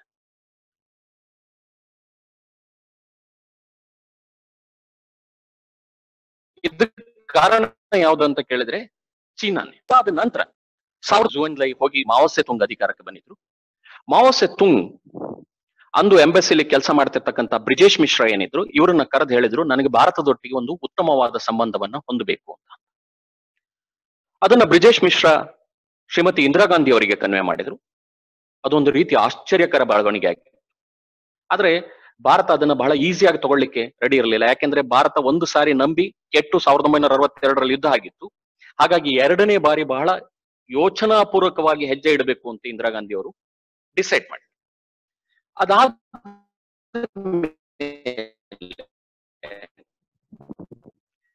1971 ವೆಸ್ಟ್ ಪಾಕಿಸ್ತಾನ ಈಸ್ಟ್ ಪಾಕಿಸ್ತಾನ ಅಂತ ಸ್ವತಂತ್ರಗೊಂಡ ವರ್ಷ.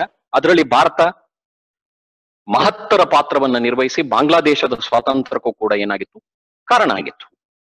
ಹಾಗಾಗಿ ಅಲ್ಲೊಂದು ಹೆದರಿಕೆ ಇತ್ತು. ಏನ್ ಹೆದರಿಕೆ ಅಂತ ಕೇಳಿದ್ರೆ, ಬಾಂಗ್ಲಾದೇಶದ ಸ್ವತಂತ್ರ ಚಳವಳಿಯಲ್ಲಿ ಭಾರತ ಭಾಗವಹಿಸುವ ಮೂಲಕ ಪಾಕಿಸ್ತಾನದ ಜೊತೆಗೆ ಯುದ್ಧ ಮಾಡ್ತಾ ಇದೆ.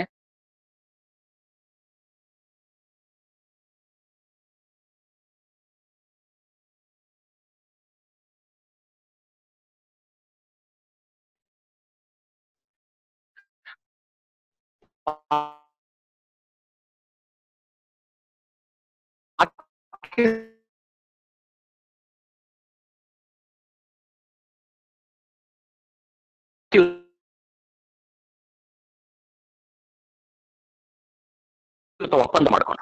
ಆ ಒಪ್ಪಂದದ ಭಾರತಕ್ಕೆ ಕೊಡ್ತದೆ ಅಥವಾ USSR ಏನ್ ಕೊಡ್ತದೆ, ಸಪೋರ್ಟ್ ಕೊಡ್ತದೆ ಅಂತ ಆ ಕ್ಲಾಸ್ ಅಲ್ಲಿ ಇತ್ತು. ಹಾಗಾಗಿ ಚೀನಾ ಆ ಯುದ್ಧದಲ್ಲಿ ಪಾಲ್ಗೊಳ್ಳಿಲ್ಲ ಅಂತ ಕೂಡ ಏನ್ ಹೇಳ್ತದೆ, ರಿಪೋರ್ಟ್ ಹೇಳ್ತದೆ.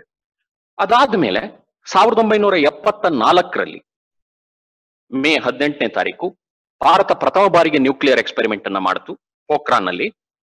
ಆಗ ಚೀನಾ ಇದಕ್ಕೆ ಬಹಳ ಪ್ರತಿರೋಧವನ್ನ ವ್ಯಕ್ತಪಡಿಸಿತು. ಅದಾದ್ಮೇಲೆ 1975ರಲ್ಲಿ ಇಂದಿರಾ ಗಾಂಧಿ ಅವರು ಎಮರ್ಜೆನ್ಸಿ ಡಿಕ್ಲೇರ್ ಮಾಡಿದ್ರು. ಹಾಗಾಗಿ ಆಂತರಿಕ ಕ್ಷೋಭೆ ಇರೋದ್ರಿಂದ ಚೀನಾ ಇನ್ನೇನಾದ್ರು ಆಕ್ರಮಣ ಮಾಡಿದ್ರೆ ಅಂತ ಹೇಳಿ ಅವ್ರು ಏನ್ ಮಾಡಿದ್ರು ಅಂತ ಕೇಳಿದ್ರೆ, ಏನು ಇಂಡೋ ಚೀನಾ ಬಾರ್ಡರ್ ಅಲ್ಲಿ ಏನು ನಮ್ಮ ಫೋರ್ಸ್ ಪೆಟ್ರೋಲಿಂಗ್ ಮಾಡ್ತಾ ಇತ್ತು ಅಥವಾ ಗಡಿ ಕಾಯ್ತಾ ಇತ್ತು, ಅದನ್ನ 10 ಕಿಲೋಮೀಟರ್ನಷ್ಟು ಏನ್ ಮಾಡಿದ್ರು, ಹಿಂದಕ್ಕೆ ತರಿಸಿದ್ರು. ಅದಲ್ದೇನೆ 1976ರಲ್ಲಿ ಭಾರತದ ಎಂಬಸಿ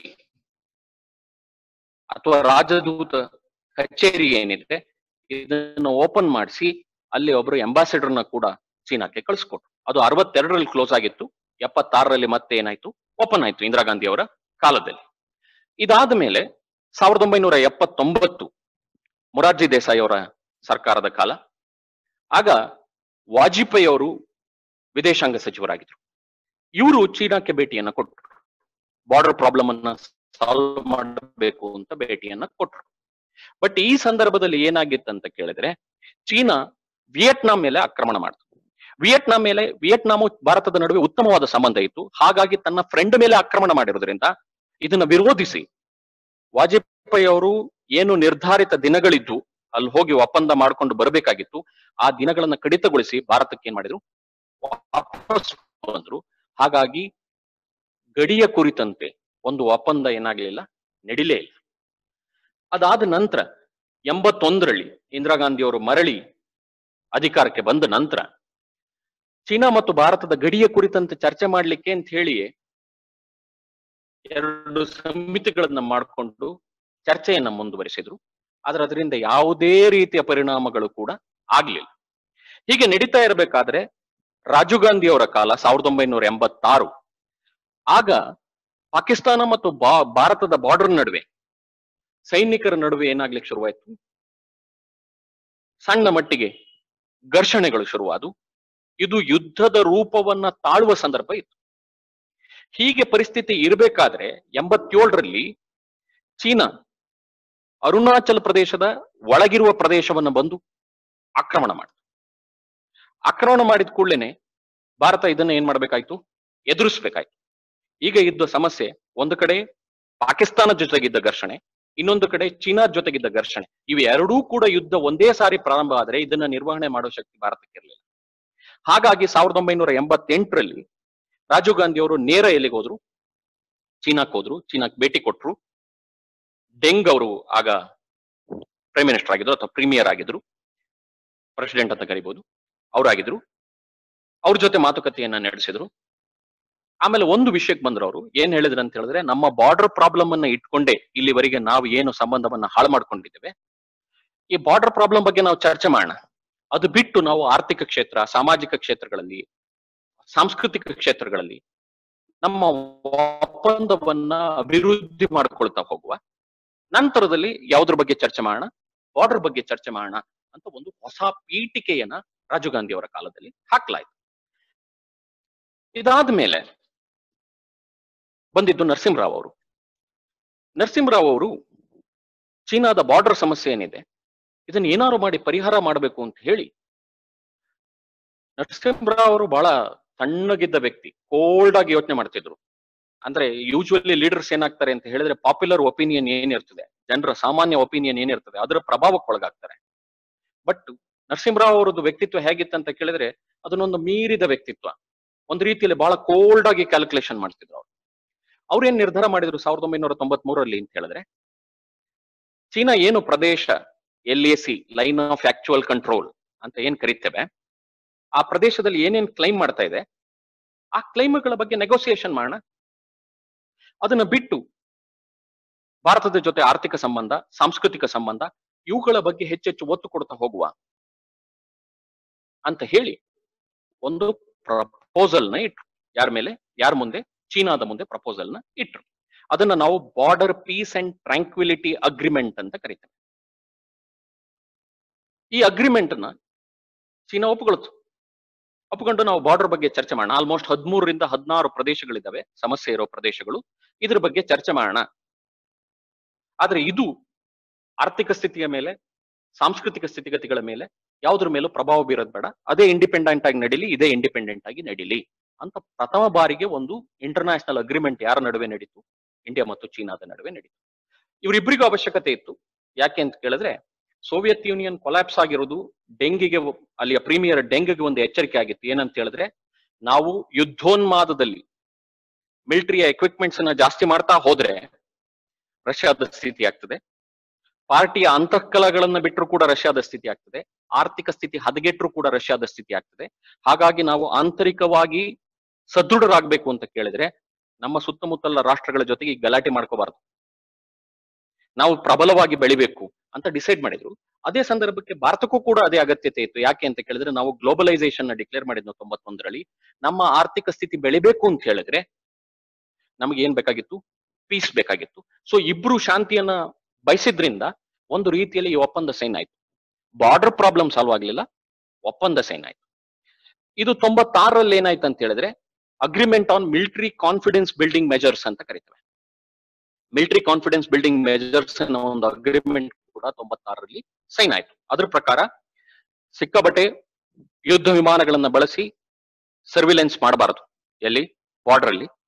ಎರಡನೇದು, ಆದಷ್ಟು ಕಮ್ಮಿ ಫೋರ್ಸ್ ನ ಅಂದ್ರೆ ಮಿಲಿಟರಿನ ಯೂಸ್ ಮಾಡಬೇಕು ಬಾರ್ಡರ್ ಏರಿಯಾಸ್ ಅಲ್ಲಿ. ಮತ್ತು ಮ್ಯೂಚುವಲ್ ಮತ್ತು ಈಕ್ವಲ್ ಸೆಕ್ಯೂರಿಟಿ ಅಂತ ಕರಿತೇವೆ, ಇಬ್ಬರ ಸುರಕ್ಷತೆಯನ್ನ ನೋಡಿಕೊಂಡು ನಾವು ವ್ಯವಹಾರ ಮಾಡಬೇಕು ಅಂತ ಹೇಳಿ ಏನಾಯ್ತು? ಡಿಸೈಡ್ ಆಯ್ತು. ಇದಾದ್ಮೇಲೆ 2005ರಲ್ಲಿ ಮತ್ತೆ ಚರ್ಚೆ ಆಯ್ತು. 2008, 2009 ಎಲ್ಲವೂ ಕೂಡ ಬಾರ್ಡರ್ ಮೇಲೆ ಚರ್ಚೆ ಆಗ್ತಾ ಇದೆ. ಆದರೆ ಬಾರ್ಡರ್ ಮೇಲೆ ಒಂದು ಕಂಪ್ಲೀಟ್ ಆದ ಅಗ್ರಿಮೆಂಟ್ಗೆ ಬರ್ಲಿಕ್ಕೆ ಭಾರತ ಮತ್ತು ಚೀನಾಕ್ಕೆ ಏನಾಗ್ತಾ ಇಲ್ಲ, ಸಾಧ್ಯ ಆಗ್ತಾ ಇಲ್ಲ. 2014ರಲ್ಲಿ ಏನು ಜಿಂಗ್ ಪಿಂಗ್ ಅವರು ಭಾರತಕ್ಕೆ ಭೇಟಿ ಕೊಟ್ರು. 2015ರಲ್ಲಿ ನರೇಂದ್ರ ಮೋದಿ ಅವರು ಹೋಗಿ ಚೀನಾಕ್ಕೆ ಭೇಟಿ ಕೊಟ್ರು. ಆಮೇಲೆ ಒಂದು ವುಹಾನ್ ಕಾನ್ಫರೆನ್ಸ್ ಅಂತ ಆಯ್ತು. ನಂತರದಲ್ಲಿ ಮಹಾಬಲಿಪುರಂ ಕಾನ್ಫರೆನ್ಸ್ ಆಯ್ತು. ಇದರ ಹಿಂದಿನ ಮುಂದಿನ ಘಟನೆಗಳನ್ನ ನೋಡಿದ್ರೆ ಇದರ ಹಿಂದಿನ ಎಲ್ಲ ಕಡೆನೂ ಚೀನಾ ಬಾರ್ಡರ್ ತಗಾದೆಯನ್ನ ತೆಗೆದಿದೆ. ಜಿಂಗ್ಪಿಂಗ್ ಅವರು ಬರಕ್ಕಿಂತ ಮುಂಚೆನೂ ಬಾರ್ಡರ್ ತಗಾದೆ ಇತ್ತು, ಮೋದಿ ಅವರು ಹೋಗಕ್ಕಿಂತ ಮುಂಚೆನೂ ಬಾರ್ಡರ್ ತಗಾದೆ ಇತ್ತು. ಎಲ್ಲ ಟೈಮಲ್ಲೂ ಬಾರ್ಡರ್ ತಗಾದೆನ ತೆಗಿತಲೇ ಇದೆ. ಯಾಕೆ ತೆಗಿತಾ ಇದೆ ಅಂತ ಕೇಳಿದ್ರೆ, ಒಂದು ಬಾರ್ಡರ್ ನ ತುಂಬಾ ಸೀರಿಯಸ್ ಆಗಿ ಕನ್ಸಿಡರ್ ಮಾಡ್ಬೇಕು ಇಂಡಿಯಾ ಅಂತ ಒಂದು ಒತ್ತಾಯ. ಎರಡನೇದು ನಾನೇ ಮಿಲಿಟರಿಲಿ ಸುಪೀರಿಯರ್ ಅಂತ ಭಾರತಕ್ಕೆ ತೋರಿಸ್ಲಿಕ್ಕೆ ಮತ್ತು ಜಗತ್ತಿಗೆ ತೋರಿಸ್ಲಿಕ್ಕೆ ಮಾಡ್ತಾ ಇದೆಯಾ ಅಂತ. ಮೂರನೇ ಅಂಶ ಏನಿರ್ಬೋದು ಅಂತ ಕೇಳಿದ್ರೆ, ಭಾರತ ತನ್ನ ಲೈನು ತಾನು ಏನು ಯಾವುದು ಪ್ರದೇಶಗಳು ಚೀನಾದ ಪ್ರದೇಶ ಅಂತ ಹೇಳ್ತಾ ಇದೆಯೋ ಅದನ್ನ ಒಪ್ಕೊಳ್ಬೇಕು ಅಂತ ಒಂದು ಬಂಡತನ ಇರ್ಬೋದಾ ಅಂತ ಕೂಡ ಒಂದು ಅನುಮಾನ ಇದೆ. ಇತ್ತೀಚೆಗೆ ಟೈಮ್ ಆಗ್ತಾ ಇದೆ. ಹಾಗಾಗಿ ಇತ್ತೀಚೆಗೆ ನಾವು ನೋಡ್ತಾ ಇದೀವಿ, ಏನ್ ನೋಡ್ತಾ ಇದೀವಿ ಅಂತ ಹೇಳಿದ್ರೆ, ಚೀನಾದ ಫೋರ್ಸ್ ಬಂದು ಭಾರತದ ಗಡಿ ಒಳಗಿದೆ. ಅದು ಯಾವಾಗ್ಲೂ ಒಂದು ಅಥವಾ ಎರಡು ಪ್ರದೇಶದಲ್ಲಿ ಆಗ್ತಾ ಇತ್ತು. ಈಗ ಭಾರತದ ಗಡಿಯುದ್ದಕ್ಕೂ ಹಲವು ಕಡೆ ಏನಾಗಿದೆ, ಸಮಸ್ಯೆಗಳಾಗಿದೆ. ಅದು ಇವನ್ ಸಿಕ್ಕಿಮು ಮತ್ತು ಸಿಕ್ಕಿಮಿನ ಹತ್ರ ಇರ್ತಕ್ಕಂಥ ಪ್ರದೇಶಗಳಲ್ಲಿ ಯಾವಾಗ್ಲೂ ಆಗ್ತಲೇ ಇರಲಿಲ್ಲ ಯೂಶುವಲಿ. ಈಗ ಅದು ಕೂಡ ಏನಾಗಿದೆ, ಸಮಸ್ಯೆ ಆಗಿದೆ. ಯಾಕೆ ಅಂತ ಕೇಳಿದ್ರೆ, ಅಲ್ಲಿನ ಒಂದು ಇನ್ಸ್ಟಿಟ್ಯೂಷನ್ ನ ರಿಪೋರ್ಟ್ ಪ್ರಕಾರ, ಅಲ್ಲಿನ ಸೆಕ್ಯೂರಿಟಿ ಇನ್ಸ್ಟಿಟ್ಯೂಷನ್ ನ ರಿಪೋರ್ಟ್ ಪ್ರಕಾರ, ಒಂದು ನಾವು ಏನು ಆರ್ಟಿಕಲ್ 370 ಅಬಾಲಿಷ್ ಮಾಡಿದ್ವು, ಆ ಮೂಲಕ ಲಡಾಖ್ ಅನ್ನ ಒಂದು ಕೇಂದ್ರಾಡಳಿತ ಪ್ರದೇಶ ಅಂತ ಘೋಷಣೆ ಮಾಡಿದ್ವು. ಇದರ ವಿರುದ್ಧ ಚೀನಾ ಅಂತಾರಾಷ್ಟ್ರೀಯ ಮಟ್ಟದಲ್ಲಿ ಭಾರತದ ವಿರುದ್ಧ ನಿಲುವುಗಳು ಬರಬೇಕು ಅಂತ ಟ್ರೈ ಮಾಡ್ತು. ಆದ್ರೆ ಭಾರತ ಅದನ್ನ ಬಹಳ ಸಕ್ಸಸ್ಫುಲ್ ಆಗಿ ನಿರ್ವಹಣೆ ಮಾಡ್ತು. ಅದರ ಒಂದು ಪರಿಣಾಮ ಯಾಕೆ ಅಂತ ಕೇಳಿದ್ರೆ, ಲಡಾಖ್ ಅಲ್ಲಿ ಅಸ್ಕೈ ಚಿನ್ನ ಕೂಡ ಭಾರತ ತನ್ನ ಪ್ರದೇಶ ಅಂತ ತೋರಿಸ್ತಾ ಇದೆ. ಅದನ್ನ ನಾವು ಒಪ್ಕೊಳ್ಳಿಕ್ಕೆ ಸಾಧ್ಯ ಇಲ್ಲ ಅನ್ನೋದು ಒಂದು ಕಾರಣ ಇರ್ಬೋದು. ಎರಡನೇ ಕಾರಣ, ಭಾರತ ಇತ್ತೀಚೆಗೆ ಅಮೆರಿಕಕ್ಕೆ ತುಂಬಾ ಏನಾಗ್ತಾ ಇದೆ, ಹತ್ರ ಆಗ್ತಾ ಇದೆ. ಚೀನಾ ಮತ್ತು ಅಮೆರಿಕದ ಸಂಬಂಧ ತುಂಬಾ ಏನಾಗ್ತಾ ಇದೆ, ಹದಗೆಡ್ತಾ ಇದೆ. ಹಾಗಾಗಿ ಭಾರತವನ್ನ ಪಾನಾಗಿ ಬಳಸ್ಕೊಂಡು ಅಮೆರಿಕ ತನ್ನ ಮೇಲೆ ದ್ವೇಷವನ್ನ ಸಾಧಿಸಬಾರದು ಅಥವಾ ಯುದ್ಧವನ್ನ ಮಾಡಬಾರದು ಅಂತ. ಮೂರನೇ ಅಂಶ ಏನಪ್ಪಾ ಅಂತ ಕೇಳಿದ್ರೆ, ಈಗ ಕೋವಿಡ್-19 ವೈರಸ್ ನಿಂದಾಗಿ ತುಂಬಾ ಕಂಪನಿಗಳು ಚೀನಾದಿಂದ ಭಾರತಕ್ಕೆ ಬರಬೇಕು ಅಂತ ಪ್ರಯತ್ನ ಮಾಡ್ತಾ ಇದ್ದಾವೆ, ವಿಯೆಟ್ನಾಮಿಗೆ ಹೋಗ್ಬೇಕು ಅಂತ ಪ್ರಯತ್ನ ಮಾಡ್ತಾ ಇದ್ದಾವೆ. ಮತ್ತು ಇಡೀ ಜಾಗತಿಕವಾಗಿ ಚೀನಾದ ಮೇಲೆ ಒಂದು ರೀತಿಯ ದ್ವೇಷ ಇದೆ.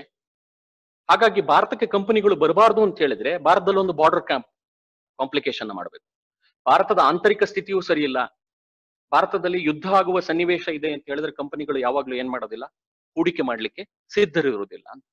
ಹೀಗೆ ನಾವು ಊಹಾಪೋಹಗಳ ಮೇಲೆ ಸಾಕಷ್ಟು ಕಥೆಗಳನ್ನ ಹೇಳ್ಬೋದು. ಆದ್ರೆ ನಿಖರವಾದ ಕಾರಣ ಗೊತ್ತಾಗ್ಬೇಕು ಅಂತ ಹೇಳಿದ್ರೆ ಆ ಕ್ಲಾಸಿಫೈಡ್ ಡಾಕ್ಯುಮೆಂಟ್ಸ್ ಬರ್ಬೇಕು, ಸರ್ಕಾರದ ಡಾಕ್ಯುಮೆಂಟ್ಸ್ ಗಳು ಏನಾಗ್ಬೇಕು, ಬರ್ಬೇಕು. ಬಂದಾದ್ಮೇಲೆ ಗೊತ್ತಾಗುತ್ತೆ. ಇನ್ನೂ ಒಂದು ಕಾರಣ ಏನ್ ಹೇಳ್ತಾರೆ ಅಂತ, ಅಮೆರಿಕ, ಜಪಾನ್, ಆಸ್ಟ್ರೇಲಿಯಾ, ಇಂಡಿಯಾ, ಇವು 4 ರಾಷ್ಟ್ರಗಳು ಸೇರಿ ಒಟ್ಟಿಗೆ ಮಿಲಿಟರಿ ಎಕ್ಸರ್ಸೈಸ್ ಮಾಡ್ತಾ ಇದ್ದಾವೆ, ಒಟ್ಟಿಗೆ ಆರ್ಥಿಕ ಚಟುವಟಿಕೆಗಳನ್ನ ಮಾಡ್ತಾ ಇದ್ದಾವೆ. ಇದರ ಪರಿಣಾಮ ತನ್ನ ಮೇಲೆ ಏನಾರು ಆಗಬಹುದು ಅನ್ನೋದು ಕಾರಣಕ್ಕೂ ಕೂಡ ಬಾರ್ಡರ್ ಪ್ರಾಬ್ಲಮ್ ಅನ್ನ ಎತ್ತುತ್ತಾ ಇದೆ ಅಂತ. ಸೊ ಈಗಾಗಲೇ ನಾವು ಈ ಸಮಸ್ಯೆನ ನೋಡಿ 7 ವಾರಗಳು ಕಳೆದಿದ್ದಾವೆ. ನಿಮ್ಗನ್ನಿಸ್ಬೋದು 7 ವಾರ ಆಯ್ತು, ಹಿಂದೆ ಡೋಕ್ಲಾಂ ಗಲಾಟೆ ಆದಾಗ 3 ತಿಂಗಳಾಗಿತ್ತು ಅಂತ.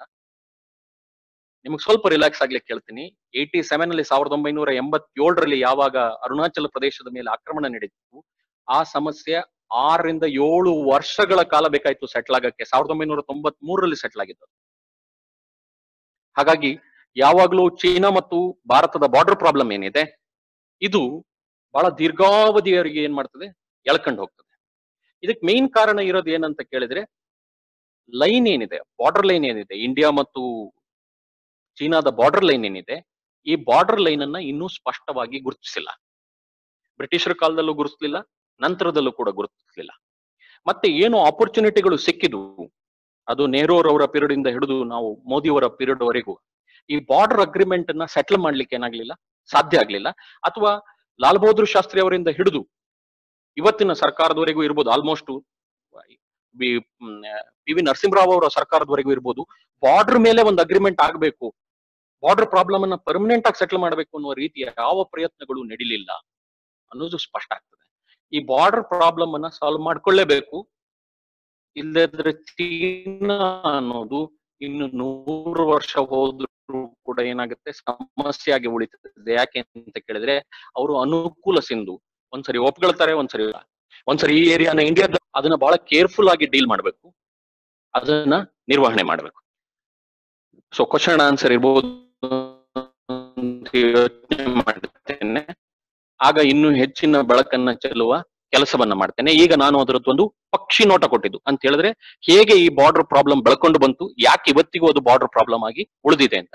ಇನ್ನು ಕ್ವಶನ್ ಆನ್ಸರ್ ಕೇಳಿದಾಗ ಇದ್ರ ಬಗ್ಗೆ ಇನ್ನೂ ಸ್ಪಷ್ಟತೆಯನ್ನ ಜಾಸ್ತಿ ಕೊಡ್ಬೋದು. ಇಲ್ಲದ್ರೆ ನಾನು ಈಗಾಗಲೇ ಇನ್ನು 10 ನಿಮಿಷ ಇದೆ, ಇನ್ನೊಬ್ಬರ ಟೈಮಿಂಗ್ ಅನ್ನ ನಾನು ಕಿತ್ಕೊಂಡಂಗಾಗತ್ತೆ. ಹಾಗಾಗಿ ಥ್ಯಾಂಕ್ ಯು.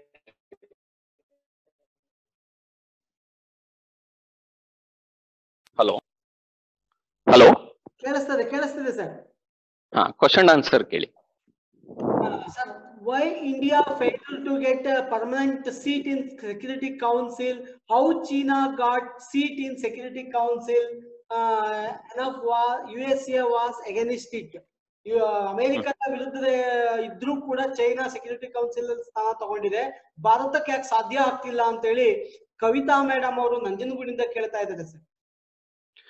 ಇಲ್ಲಿ ಒಂದನ್ನು ಗಮನಿಸಬೇಕು. ನಾನು ಹೇಳಿದಾಗೆ ಚೀನಾ 1949ರಲ್ಲಿ ಅಸ್ತಿತ್ವಕ್ಕೆ ಬಂದಾಗ ಚೀನಾನ ಯಾವ ವೆಸ್ಟರ್ನ್ ಕಂಟ್ರೀಸ್ ರೆಕಗ್ನೈಸ್ ಮಾಡಿರಲಿಲ್ಲ. ತೈವಾನ್ ರೆಕಗ್ನೈಸ್ ಮಾಡಿದ್ದು, ಚೀನಾನ ರೆಕಗ್ನೈಸ್ ಮಾಡಿರಲಿಲ್ಲ.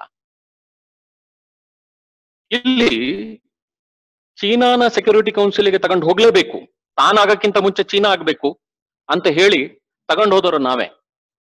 1962ರಲ್ಲಿ ಆಫ್ರೋ ಏಷ್ಯನ್ ಕಂಟ್ರೀಸ್ ಅಲ್ಲಿ ನಮ್ಮ ಇನ್ಫ್ಲುಯೆನ್ಸ್ ಏನಿತ್ತು ಅದನ್ನ ಬಳಸಿ ಚೀನಾ ಸೆಕ್ಯೂರಿಟಿ ಕೌನ್ಸಿಲ್ ಮೆಂಬರ್ ಆಗ್ಬೇಕು ಅಂತ ಲಾಬಿ ಮಾಡಿದವರು ಕೂಡ ಭಾರತವೇ. ಆ ಸಂದರ್ಭದಲ್ಲಿ ಚೀನಾನ ಇನ್ಕ್ಲೂಡ್ ಮಾಡಲೇಬೇಕಾದ ಪರಿಸ್ಥಿತಿ ಎದುರಾಗಿದ್ದರಿಂದ, ಯಾಕೆಂದ್ರೆ ಆಫ್ರೋ ಏಷ್ಯನ್ ರಾಷ್ಟ್ರಗಳು ತುಂಬಾ ಸಂಖ್ಯೆಯಲ್ಲಿ ಇರೋದ್ರಿಂದ ಅವಾಗ ಅದು ಸಾಧ್ಯ ಆಯ್ತು. ಈಗ ಆಗಿರುವ ಸಮಸ್ಯೆ ಏನಪ್ಪಾ ಅಂತ ಕೇಳಿದ್ರೆ, ಈಗ ನಾವು ಏನು ಸೆಕ್ಯೂರಿಟಿ ಕೌನ್ಸಿಲ್ ನ ಮೆಂಬರ್ಶಿಪ್ ಅನ್ನ ಕೇಳ್ತಾ ಇದ್ದೇವೆ, ಈಗ ನಮ್ ಜೊತೆ ಸದೃಢವಾಗಿ ನಿಲ್ಲಿಕ್ಕೆ, ಅಂದ್ರೆ ಚೀನಾ ಬ್ಲಾಕ್ ಮಾಡ್ತಲೇ ಇದೆ ಪಾಕಿಸ್ತಾನದ ಕಾರಣದಿಂದ, ನಮ್ ಜೊತೆಗೆ ಸದೃಢವಾಗಿ ನಿಂತು ಒಬ್ರು ಲಾಬಿ ಮಾಡ್ಬೇಕು. ಆ ತರ ಲಾಬಿ ಮಾಡ್ಲಿಕ್ಕೆ ಯಾರು ರೆಡಿ ಇಲ್ಲ. ಫಾರ್ ಎಕ್ಸಾಂಪಲ್ NSG ಇತ್ತು, ನ್ಯೂಕ್ಲಿಯರ್ ಸಪ್ಲೈಯರ್ಸ್ ಗ್ರೂಪ್ ಅಂತ ಇತ್ತು. ಸಪ್ಲೈಯರ್ಸ್ ಗ್ರೂಪಿಗೆ ಭಾರತ ಮೆಂಬರ್ ಆಗೋದನ್ನ ತಡಿಲಿಕ್ಕೆ ಚೀನಾ ಬಹಳ ಪ್ರಯತ್ನ ಪಡ್ತು. ಆದ್ರೆ ಅಮೆರಿಕ 123 ಅಗ್ರಿಮೆಂಟಿನ ಭಾಗವಾಗಿ ಭಾರತವನ್ನ ನ್ಯೂಕ್ಲಿಯರ್ ಸಪ್ಲೈಯರ್ಸ್ ಗ್ರೂಪಿನ ಮೆಂಬರ್ ಮಾಡಲೇಬೇಕು ಅಂತ ಹೇಳಿ, ಅಥವಾ ಭಾರತ ಕನ್ಸೆಷನ್ ಕೊಡ್ಲೇಬೇಕು ಅಂತ ಹೇಳಿ ಬಹಳ ದೊಡ್ಡ ಮಟ್ಟದ ಲಾಬಿಯನ್ನ ಮಾಡ್ತು. ರಾತ್ರೋರಾತ್ರಿ ಜರ್ಮನಿ, ನ್ಯೂಜಿಲೆಂಡ್ ಇವರೆಲ್ಲರೂ ಒಪ್ಪಿ ಕೊನೆಗೆ ಚೀನಾ ಕೂಡ ಒಪ್ಪಿ ಬಿಡ್ತು. ನನ್ನ ಪ್ರಕಾರ ಆ ತರದ ಒಂದು ಗ್ಲೋಬಲ್ ಸ್ಟ್ರಾಟಜಿಯನ್ನ ನಮಗೆ ಇನ್ನೂ ಮಾಡಕ್ಕಾಗಿಲ್ಲ. ಅಂತ ಹೇಳಿದ್ರೆ ಏನು, ಜನರಲ್ ಅಸೆಂಬ್ಲಿ UNOದಲ್ಲಿ ಸಾಮಾನ್ಯ 224 ರಾಷ್ಟ್ರಗಳಿದೆ, ಅಲ್ಲ ಒಂದು ರೆಕಗ್ನೈಸ್ಡ್ ರಾಷ್ಟ್ರಗಳು 193 ಇದಾವೆ. ಅದರಲ್ಲಿ ನಮಗೆ ಮಿನಿಮಮ್ ಅಂತ ಹೇಳಿದ್ರೆ ಒಂದು 120ರಿಂದ 150 ರಾಷ್ಟ್ರಗಳ ಸಪೋರ್ಟ್ ಅನ್ನ ನಾವು ಗೇನ್ ಮಾಡ್ಕೊಂಡ್ರೆ ನಮಗೇನಾದ್ರು ಸೆಕ್ಯೂರಿಟಿ ಕೌನ್ಸಿಲ್ ನ ಸ್ಥಾನ ಸಿಗ್ಬೋದು. ಅದಕ್ಕೆ ಒಂದು ಪ್ರಬಲ ರಾಷ್ಟ್ರ ಏನ್ ಮಾಡ್ಬೇಕು, ಲಾಬಿ ಮಾಡ್ಬೇಕು ಅಂತ ನನ್ನ ಅನಿಸಿಕೆ. ಸರ್, ದಿವ್ಯಾ MB ಅವರು ಕೇಳ್ತಾ ಇದ್ದಾರೆ, how is India foreign policy towards China in both first and second tenure of Narendra Modi administration ಅಂತ ಕೇಳ್ತಾ ಇದ್ದಾರೆ. How India foreign policy towards in both first and second tenure of Narendra Modi. Nehru ಅವರು ಅಂದ್ರೆ ನರೇಂದ್ರ ಮೋದಿಯಿಂದ ಫಸ್ಟ್ ಅಂಡ್ ಸೆಕೆಂಡ್ ಟೆನ್ಯೂರ್ ಅನ್ನೋಕೆ second tenure ಆಗಿ ಇನ್ನು 1 ವರ್ಷ, ಹಾಗಾಗಿ ಇದು 5 ವರ್ಷ ಆಗಿದ್ರೆ ಅದನ್ನ ಸೆಕೆಂಡ್ ಟೆನ್ಯೂರ್ ಅಂತ ನಾವು ಕರಿಬೋದಿತ್ತೇನೆ, ಒಂದು ಸಬ್ಸ್ಟಾನ್ಷಿಯಲ್ ಟೈಮ್. ಹಾಗಾಗಿ ಇದು ಫಸ್ಟ್ ಟೆನ್ಯೂರ್, ಯಾಕಂದ್ರೆ 5 ವರ್ಷದ ಜೊತೆಗೆ 1 ವರ್ಷ ಸೇರ್ಕೊಂಡಿದೆ ಅಂತ. ಇಲ್ಲಿ ನಾನು ಹೇಳಿದಾಗೆ ಚೀನಾ ಜೊತೆಗೆ ಸಂಬಂಧವನ್ನ ಗಟ್ಟಿ ಮಾಡ್ಕೊಳ್ಳೇಬೇಕು. ಪಾಕಿಸ್ತಾನದ ಮೇಲೆ ನರೇಂದ್ರ ಮೋದಿ ಸರ್ಕಾರದ ವ್ಯವಹಾರದ ರೀತಿ ನೀತಿಗಳಿಗೂ ಚೀನಾದ ಜೊತೆಗೆ ವ್ಯವಹಾರದ ರೀತಿ ನೀತಿಗಳಿಗೂ ವ್ಯತ್ಯಾಸ ಇದೆ. ನೀವು ನೋಡಿದ್ರೆ ಪಾಕಿಸ್ತಾನದ ಜೊತೆಗೆ ಯುದ್ಧೋನ್ಮಾದವನ್ನ ಘೋಷಣೆ ಮಾಡಿದ್ರೆ ಚೀನಾದ ಜೊತೆಗೆ ಮಾತನಾಡ್ಬೇಕಾದ್ರೆ ಯಾರು ಯುದ್ಧೋನ್ಮಾದ ಮಾತಾಡೋದಿಲ್ಲ, ಅಥವಾ ಅದನ್ನ ತುಚ್ಛವಾಗಿ ನೋಡುದಿಲ್ಲ, ಅದನ್ನ ಬಹಳ ಕೇರ್ಫುಲ್ ಆಗಿ ಹ್ಯಾಂಡಲ್ ಮಾಡ್ತಾರೆ. ಇಲ್ಲಿ ಒಂದು ಗಮನಿಸಬೇಕಾದ ಏನಂತ ಹೇಳಿದ್ರೆ, ಇದನ್ನ ಸೌಹಾರ್ದಯುತವಾಗಿ ಬಗೆಹರಿಸಲೇಬೇಕು ಅಂತ ಹೇಳಿ 2014ರಲ್ಲಿ ಜಿಂಗ್ Jinping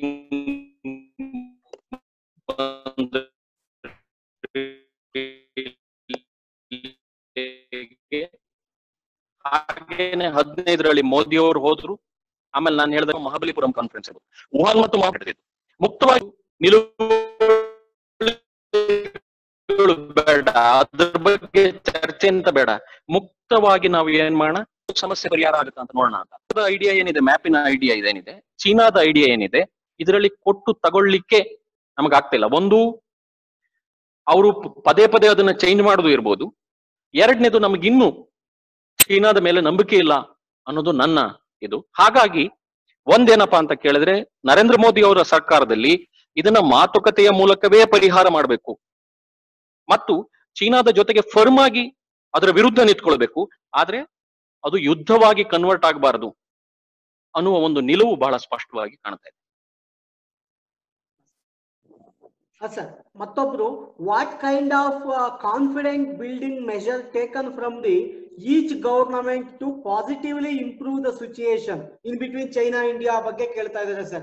What kind of confident building measures taken from the what kind of confident develop building measures CBM confident building measures ಕೇಳ್ತಿದೆಯಾ sir confident building measures what kind of confident building from the each government positively improve the situation ಅಂತ ಕೇಳ್ತಾ ಇದ್ದಾರೆ.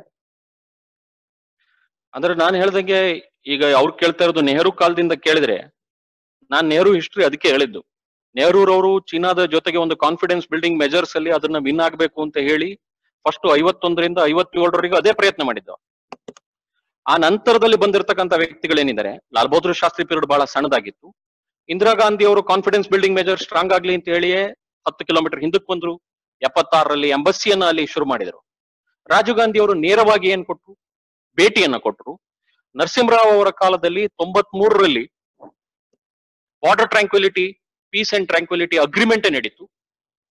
ಅದರ ಪರಿಣಾಮವಾಗಿ 91ರಲ್ಲಿ 96ರಲ್ಲಿ military ಅವರು ಕೂಡ agreement ಮಾಡ್ಕೊಂಡ್ರು. ನಂತರ ಕಾಲಘಟ್ಟದಲ್ಲಿ ಅದು ವಾಜಪೇಯಿ ಅವರ ಕಾಲದಲ್ಲಿರ್ಬೋದು, ಮನಮೋಹನ್ ಸಿಂಗ್ ಅವರ ಕಾಲದಲ್ಲಿರ್ಬೋದು, ನರೇಂದ್ರ ಮೋದಿ ಅವರ ಕಾಲದಲ್ಲಿರ್ಬೋದು, ಕಂಟಿನ್ಯೂಸ್ ಆಗಿ ಡಿಸ್ಕಷನ್ಗಳು ನಡೀತಾ ಇದಾವೆ. ಬಾರ್ಡರ್ ಲೆವೆಲ್ ಅಗ್ರಿಮೆಂಟ್ಗಳು ಅಂತ ಹೇಳಿದ್ರೆ ಯಾವ ಬೌಂಡ್ರಿಯನ್ನ ಹೇಗೆ ರೆಕಗ್ನೈಸ್ ಮಾಡೋದು, ಅದನ್ನ ಯಾವ ರೀತಿ ಮಾತುಕತೆ ಮಾಡಬೇಕು ಅನ್ನೋದು ಪ್ರತಿ ಸರ್ಕಾರಗಳು ಕೂಡ ಏನ್ ಮಾಡ್ತಾ ಇದಾವೆ, ಪ್ರಯತ್ನವನ್ನ, ತಮ್ಮ ಕೈಲಾದ ಪ್ರಯತ್ನವನ್ನ ಮಾಡ್ತಾ ಇದ್ದಾವೆ. ಬಟ್ ಒಂದು ಕನ್ಸಾಲಿಡೇಟೆಡ್ ಸೊಲ್ಯೂಷನ್ ಸಿಗ್ತಿಲ್ಲ. ಇದು ಅವ್ರ ಪ್ರಶ್ನೆಗೆ ಉತ್ತರ ಅಂತ ಅನ್ಸುತ್ತೆ. Okay.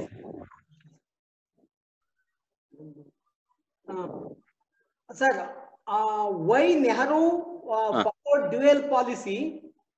He was pro-socialist, so he could have taken support of USSR instead of USA ಅಂತ ಕೇಳ್ತಾ ಇದ್ದಾರೆ. What's your opinion? Nehru followed dual policy. He was pro-socialist, so he could have taken the support of USA instead of USA.